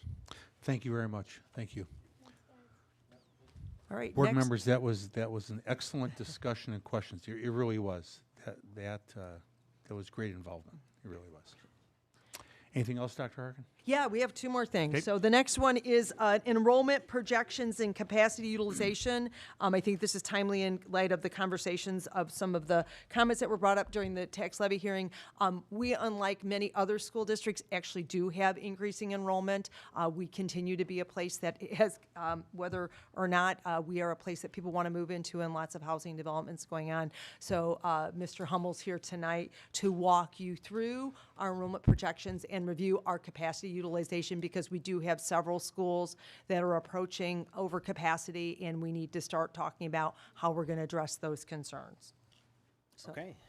Thank you, Dr. Harkin, board and community members. I'm here tonight to discuss our yearly enrollment projections and needs assessment in accordance with Goal 5 of the strategic plan to align resources equitably and efficiently. So let's first take a look at our current enrollment numbers as of September 30th, 2022. When we compare this year's enrollment numbers to last year's at the same time, we see that we have an increase in student enrollment K-12 of 116 students. We also notice that we have an increase of 79 students for our DeLacy Family Education Center. So this is just kind of get you in the headspace of our current. Now we're going to start looking at our future state. Okay. One of the major factors that plays a role in the enrollment prediction analytics is new home construction. Here's a list of all the new housing developments that have been approved for construction within our district. We can see here that there will be an addition of 4,721 dwelling units over the next 6 years. This is a combination of 2,423 single-family detached homes, 1,112 single-family attached homes, and then 1,186 multifamily units. And as you can see here, the majority of these new construction sites are located on the west side of our school district. The location of these new sites helps us to better understand the potential impact on enrollment for schools in these areas. So keep this in mind as we review our projected enrollments numbers through our district. Okay. The first numbers we are going to review are elementary schools with a projected enrollment increase for the 23-24 school year. We can see here that Big Timber is projected to have the largest increase at 19%. It is also projected at another 19% for the following year. But if we look back here, you can see the majority of the new construction is actually in the Hampshire area, so it's not that surprising that we're having such a large increase to that school. All right, so most of the increases are actually not that dramatic. A couple students here and there per building are projected. One thing I wanted to point out here is the reason that we have some of the schools that are in red are that once we have our predicted enrollment numbers, we actually take those numbers and calculate how many sections we will need for each grade level to meet the number of students enrolled in the school. And the ones in red indicate that they are predicted to be potentially running out of space for new sections. And I'm going to go over that a little more in a couple slides. For our middle school and high schools, we are seeing a projected increase at Algonquin Middle School, Dundee Middle School, Hampshire Middle School, and then Hampshire High School. Again, this is not a crazy amount of increase in students, 10 to 20 students per school. And again, I'm only looking at next year because we don't know what's going to happen with the housing development. So this is the prediction for next year. It'll be another number the year after that. Okay. So now that we have these projected increases, we can move to how we utilize this data to address potential needs. This sheet here is where we see the overall understanding of elementary schools with regards to the room section availability. Most of our elementary schools have plenty of space to absorb any projected increase in enrollment. You can see the Big Timber is in line with over 6 available sections. It has like 24 sections available. So even with the 19% for this year and next year, it has plenty of space to absorb an increase in enrollment. So let's take a closer look at those red schools that I mentioned earlier. When we look at the enrollment numbers and convert these numbers into sections, we can see that all 4 schools actually remain pretty consistent with 3 sections per grade per year. So even though there's limited space, we are not seeing an increase in enrollment to the extent that we will not be able to handle the increase in students. Okay, that being said, we are continuing to review the needs of these buildings and make adjustments as needed. All right, when we move to the middle schools, we review these a little bit differently, and it's by open seats, not by sections. So we can see that the next couple years, we're actually pretty fine with our open seats available for our middle schools. However, we might want to address Dundee Middle School in the near future, as it will be potentially reaching capacity in years 27 and 28. But we can address these. If I can just stop there, though, too. So just as we recall, we did make boundary changes between Dundee Middle and Hampshire Middle School to provide some relief because we knew the growth was coming there. As you can see, we also are approaching the fact that Hampshire Middle School is getting close to capacity again as well, too. And when we knew the growth was going to occur out in the western portion of the district based upon the houses, you know, certainly we've got some challenges with our middle schools and those 2 specifically. Yes, and a lot of the way we address some of the overages can be through staffing allocations and programming changes. So, but it's just something that we're going to keep in mind. You can see we're okay for the next couple years, but it's something that we're going to kind of not let it kind of shock us. So one thing I will talk about next is our high schools. So the same goes for Dundee Crown. We can see right now that it's projected to remain over capacity, but we are currently looking at options to address these concerns. Okay, so again, as we look at the schools in red that have limited capacity, we can address these issues as follows. So Dundee Highlands, we are not seeing any new developments within their boundaries, and much of the projected increase can be absorbed through an adjustment to the section enrollment caps. The same thing is going to be similar for Eastview Elementary School. Now, Sleepy Hollow, we are actually recommending that 2 self-contained special education sections be moved from Sleepy Hollow to Big Timber, which even with its projected growth still has enough space. Okay. Westfield will remain under our evaluation for another year as we review possible next steps. And lastly, again, Dundee Crown is actively being reviewed to see how we might alleviate some of the overages in our numbers. When you talk about moving the 2 self-contained sections, have you consulted with transportation? And they're aware of this, that you're thinking about this? Yes, yes, all of this has been, Okay. we've begun. We also will bring back the school utilization committee to review those, but yes, they have been. And in a lot of situations, actually, these will be closer to where those students are based out of because we did not have that program. So actually, it will be a shorter commute for those students that would be going to that school. Okay, so additionally, I wanted to take some time to look what we'd like to recommend for the following programmatic changes. Lakewood Elementary School will become a dedicated dual language school, and all 12 of its general education sections will be shifted to Parkview Elementary School. Furthermore, Parkview Elementary School will see 7 pre-K expansion grant sections moved to DeLacy Family Education Center, and lastly, 2 preschool for all sections will move from DeLacy to Wright Elementary, allowing for a much-needed preschool option on the west side of our district. Okay. So our next steps are to continue monitoring the housing developments because we don't know what's going to happen. This is all predicted. These are all approved housings, but we don't know how the actual development's going to happen, so we're going to review this.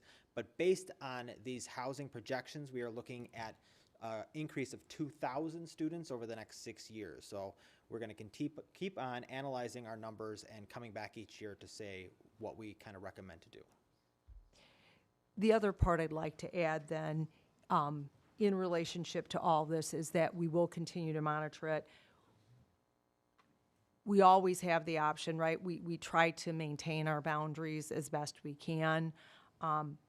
But as we look at some of these buildings that are approaching capacity, the conversation is do we revisit boundaries? And we have the process to do that. So that would be conversations that we begin reviewing with the team that generally does that.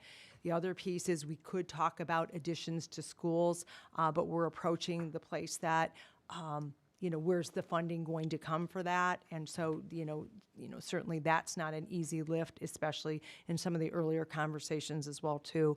So we will engage with the CFOC and Board Finance to look at an updated master facility plan on what it would look like to provide additions and add additional classroom space to try to avoid boundaries. But we also will work with the school utilization and capacity committee to then also talk about if we don't have that as an option, that we may need to begin discussions on what boundary changes, because it generally takes about 1.5 years to do boundary changes. Any other questions? Nope. Thank you very much. Thank you. All right, and last but not least, we have Jennifer Porter up to review tax increment financing and talk about some of the latest TIF requests that are being made in the local villages. Good evening again. What is a tax increment financing? Also known as a TIF.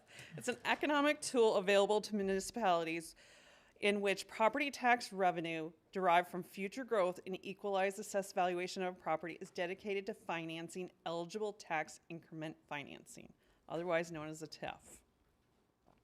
How are TIF districts established? TIF districts are established by municipalities. Municipalities identify parcels that meet certain criteria. There are 13 factors that determine if an area can be considered a TIF. If 5 of the 13 factors are present, it can be determined as blighted. For conservation area designation, the TIF Act requires that 50% or more of the structures in the designated area are 35 years of age or more, and although it has not become blighted, if 3 of the 13 factors are present, it can be considered a conservation area. Examples of these factors include dilapidations, obsolescence, deterioration, structures below minimum code, illegal use of structures, excessive vacancies, environmental cleanup, lack of community planning, and declining EAV in 3 of the last 5 years. Lastly, if it is determined that if any development will not occur within the TIF, a TIF can be established. The municipality's role in TIF establishment process, they create the TIF district, they determine the boundaries. They evaluate and improve redevelopment projects. They set the maximum life of the TIF, which is limited to 23 years. They convene a local taxing body, which is called a Joint Review Board, JRB, and they address concerns that may arise. And finally, they vote on the TIF plan. The Joint Review Board are representatives from school districts, community colleges, park districts, library districts, and any taxing bodies that the TIF resides in. It's an opportunity for members to be heard. The Joint Review Board members provide a recommendation whether they support or not support the TIF. And even though the JRB members may vote no, the municipality can approve with a simple majority vote. D300's role in a TIF establishment process. Again, we participate in the Joint Review Board. We review and weigh in on the TIF eligibility study. We communicate with other taxing bodies. One of the most important things that we do is we negotiate an intergovernmental agreement with the municipality. And some of the items that we talk about are the length of the TIF. We'd like to see it shortened less than the maximum 23 years. We look at their budget. We look at potential surplus distributions. If there's surplus that becomes sooner than the life of the TIF, we look at potentially can they distribute those surpluses. We look at future parcel expansion limitations. So if a TIF is created, we want to make sure that they're not looking at expanding that TIF. We look at future project expansion, and we talk about assessment appeals. We also talk about receiving per capita cost of new students if there's residential that may be in that TIF district, because remember, we're not getting any of those taxing revenues from the new residential development that may be in that TIF. We talk about infrastructure improvements, and then we talk about some other considerations.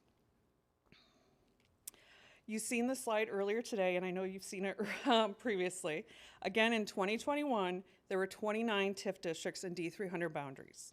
Nearly 6.2 million of D300 taxes were diverted to our local municipalities. What we do is we participate in the annual Joint Review Board meetings each year. We review the annual TIF report, which is audited by an external auditor. We monitor surplus balances. We monitor the completion of redevelopment projects. And we look at the health of the TIF. It's very important for us to ask any questions because we are protecting our tax dollars. Currently, we're in discussions with the Village of West Indy on a proposed TIF for the Spring Hill Mall area. And although it's very hard to see, you can see that this area includes the Huntley Road, Route 31, and then it extends further south of Route 72. The proposal of the new Spring Hill Mall redevelopment TIF is what they want to create a new one, expand the area that that TIF would be involved in, and then they would terminate the current Spring Hill Mall TIF that is in place. The village is working with the district to create an intergovernmental agreement. We are on a very tight timeline. We met as a joint review board on November 30th. We will meet again at the end of this month. On January 9th, there will be a public hearing at the village where anybody from the public can actually weigh in. On February 6th, they are projecting that they will possibly terminate the current TIF and adopt the new TIF. And I will take any questions if you have them. Back to your very first slide. Sure. I think you should add on there and diverts money from District 300 and other taxing bodies to the municipalities.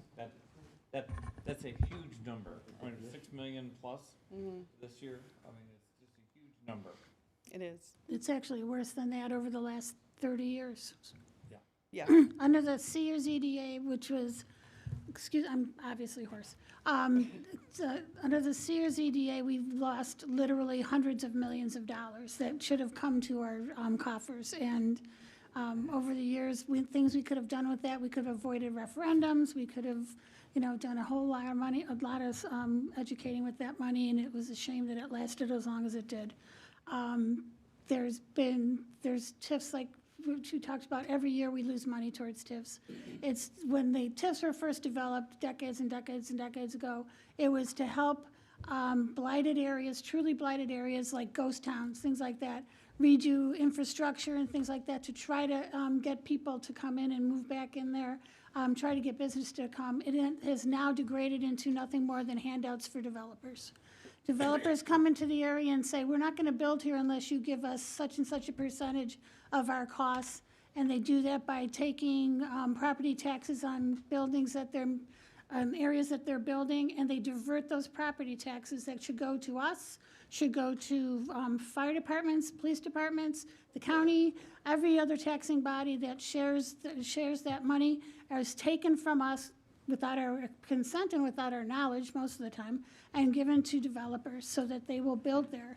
And lots of times what they do is they build and they sell the buildings they build and make a profit, and we end up paying for it because the TIF doesn't go away. It still stays for 23 years regardless if there's anybody else that's in that building using it. And now the villages too are doing things like creating TIF district accounts where they take extra money instead of surpluses that they should be giving to us, put it in their own coffers and use it for things that they don't want to tax their individual people. Like, say, for instance, East Dundee wants to extend a TIF on the Hager property. They want to go for another 11 years. And they don't even tell us what they want to do with it. They say, well, we have plans. So luckily in that case, we get to say no.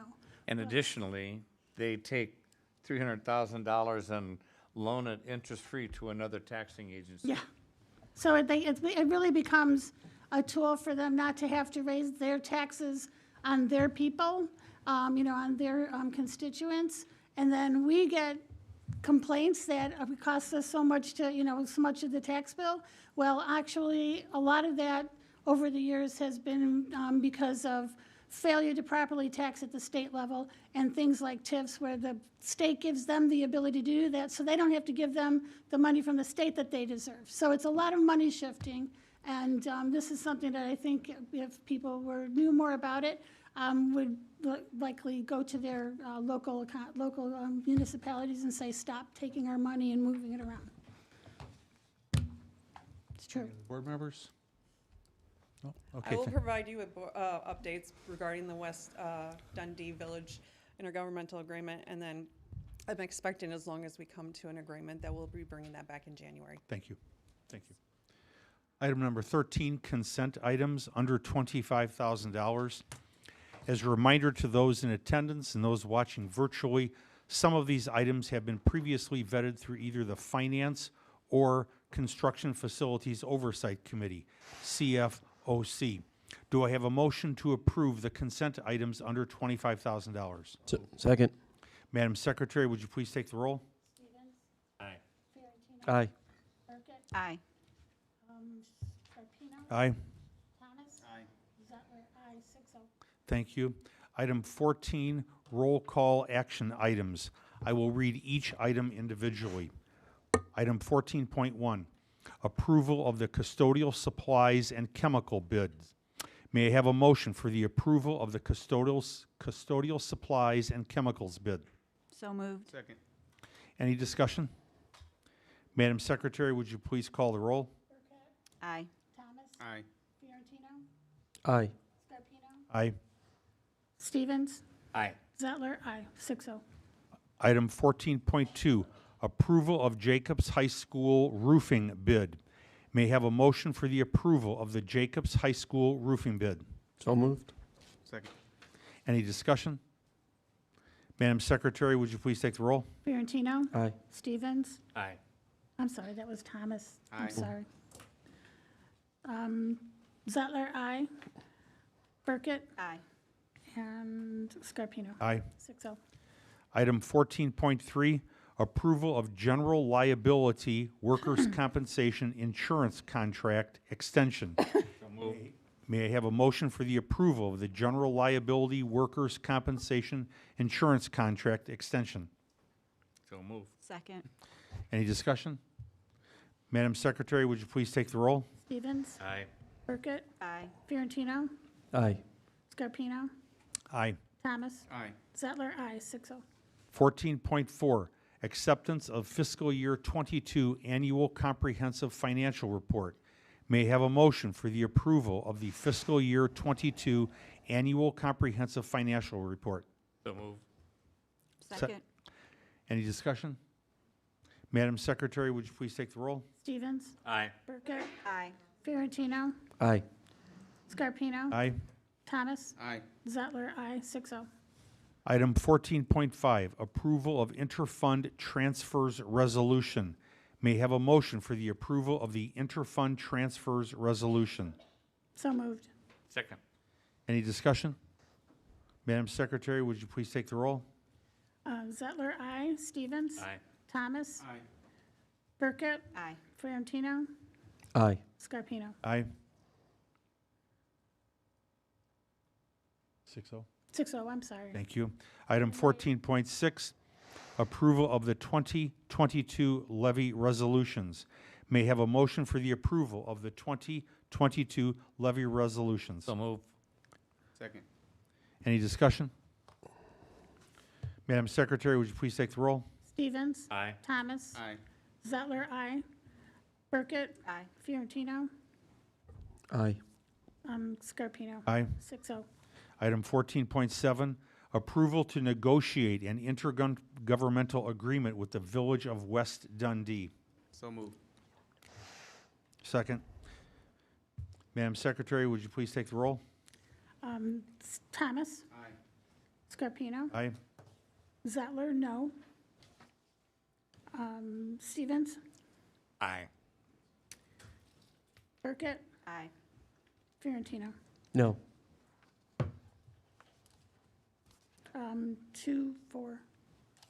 4-2.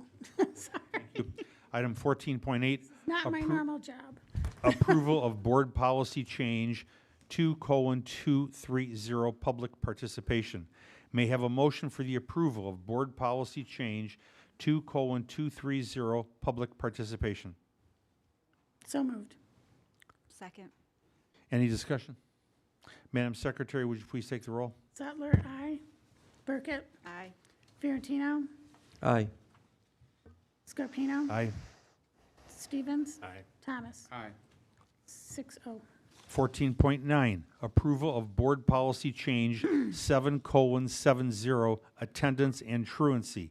May I have a motion for the approval of board policy change 7:70 attendance and truancy. So moved. Second. Any discussion? Madam Secretary, would you please take the roll? Burkett. Aye. Scarpino. Aye. Fiorentino. Aye. Stevens. Aye. Thomas. Aye. Zettler, aye. 6-0. Thank you. Item 14.10, approval of student discipline case number 3. I'm going to read the language right now. Yeah, the proposed. I may have a motion for the approval of the student discipline case number 3. So moved. Second. Thank you. Any discussion? I'm now going to read the student expulsion motion. Motion to expel student number 3 for the remainder of the 2022-2023 academic year and the summer of 2023. It is recommended the student is expelled for violation of Board Policy 7:190, specifically using, possessing, controlling, or transferring a weapon, violating any criminal law, including but not limited to assault and battery, making an explicit threat on a social media platform against a student or any school-related personnel if the internet website through which the threat was made is a site that was accessible within the school at the time the threat was made or was available to third parties who worked or studied within the school grounds at the time the threat was made, and the threat could be reasonably interpreted as threatening to an employee or student. Engaging in any activity on or off campus that interferes with, disrupts, or adversely affects the school environment, school operations, or an educational function, including but not limited to conduct that may reasonably be considered to endanger the health or safety of students, staff, or school property. Upon return, the student will be administratively placed accordingly. May I have a motion? So moved. Okay. Madam Secretary, would you please take the roll? Sure. Thomas? Aye. Stevens? Aye. Burkett? Aye. Fiorentino? I'm voting no. I just want to explain that I'm voting no because I feel like that we're being a little lenient in this case, and not because students should not be disciplined. So I'll vote no. Scarpino? Aye. Zettler? Aye. 5-1. Thank you. Thank you. Item 15, board discussion. Any updates regarding the board committees? January 10th is our next finance and construction meeting. Okay. All are welcome. Okay. Any board discussion? No? Okay. Do I have a motion to go into closed session for the purpose of discussing, 1, the appointment, employment, compensation, discipline, performance, or dismissal of specific employees of the public body, 2, parenthesis 1, number 2, litigation, 2, parenthesis 11, 3, student disciplinary cases, 2, parenthesis 9, and 4, security procedures, school building safety and security, and the use of personnel to respond to an actual, a threatened, or a reasonably potential danger to the safety of employees, students, staff, the public, or public property, 2, parenthesis 8. So moved. Second. Madam Secretary, would you please take the roll? Burkett? Aye. Thomas? Aye. Fiorentino? Aye. Scarpino? Aye. Stevens? Aye. Zettler? Aye. 6-0. I would imagine that our closed session will probably take, I'm just guessing, ladies and gentlemen, probably an hour. So I just wanted to let you know, you're welcome to stick around if you want, but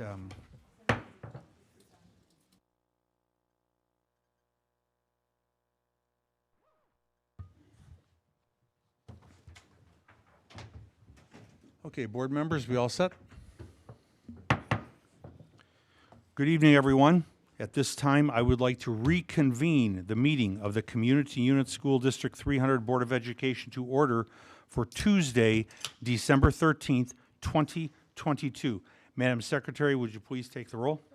Aye, or present. Present. Present.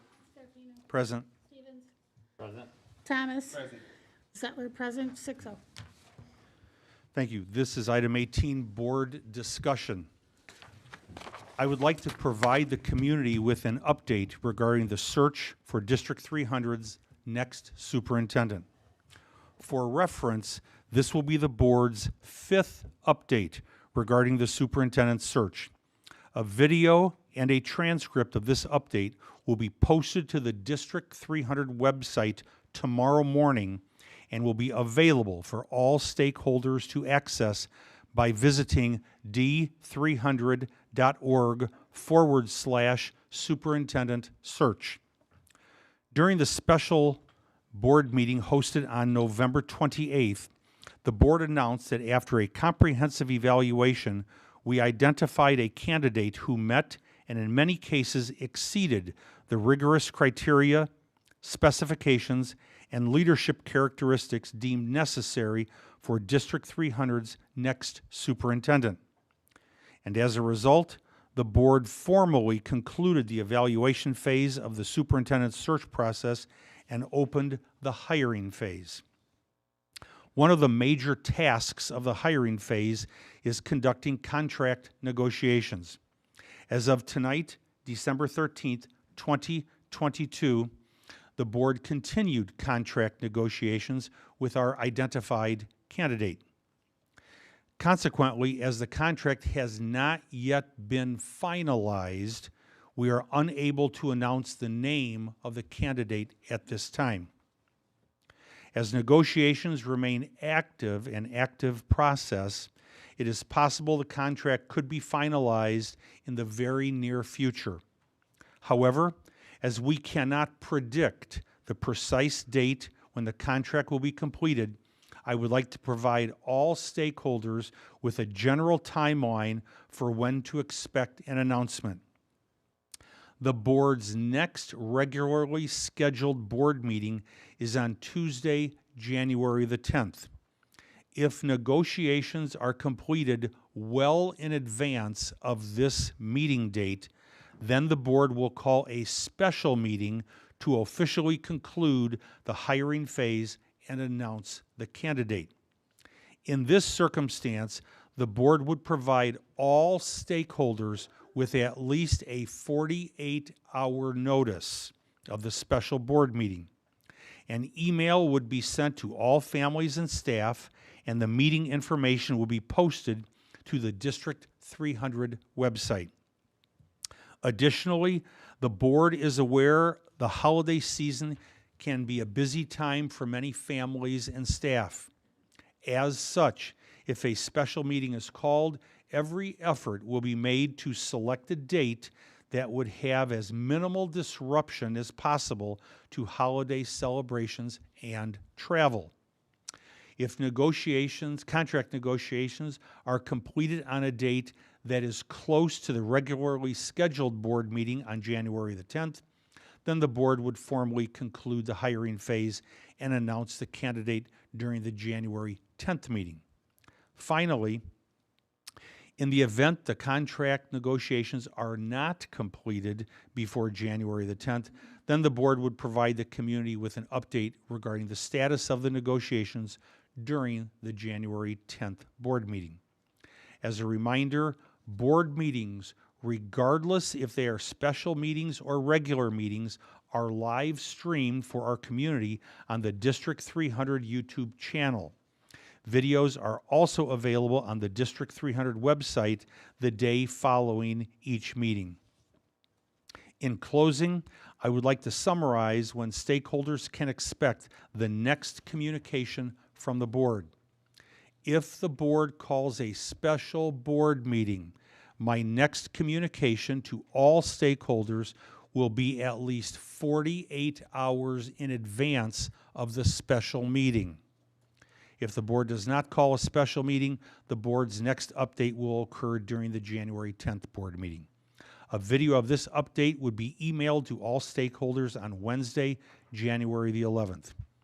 All superintendent search communications will be available for the community to view on the District 300 website at d300.org/superintendent search. Board members, any other comments? May I have a motion to adjourn? So moved. Madam Secretary, would you please take the roll? Fiorentino? Aye. Thomas? Aye. Burkett? Aye. Stevens? Aye. Scarpino? Aye. Zettler, aye. 6-0. We're adjourned.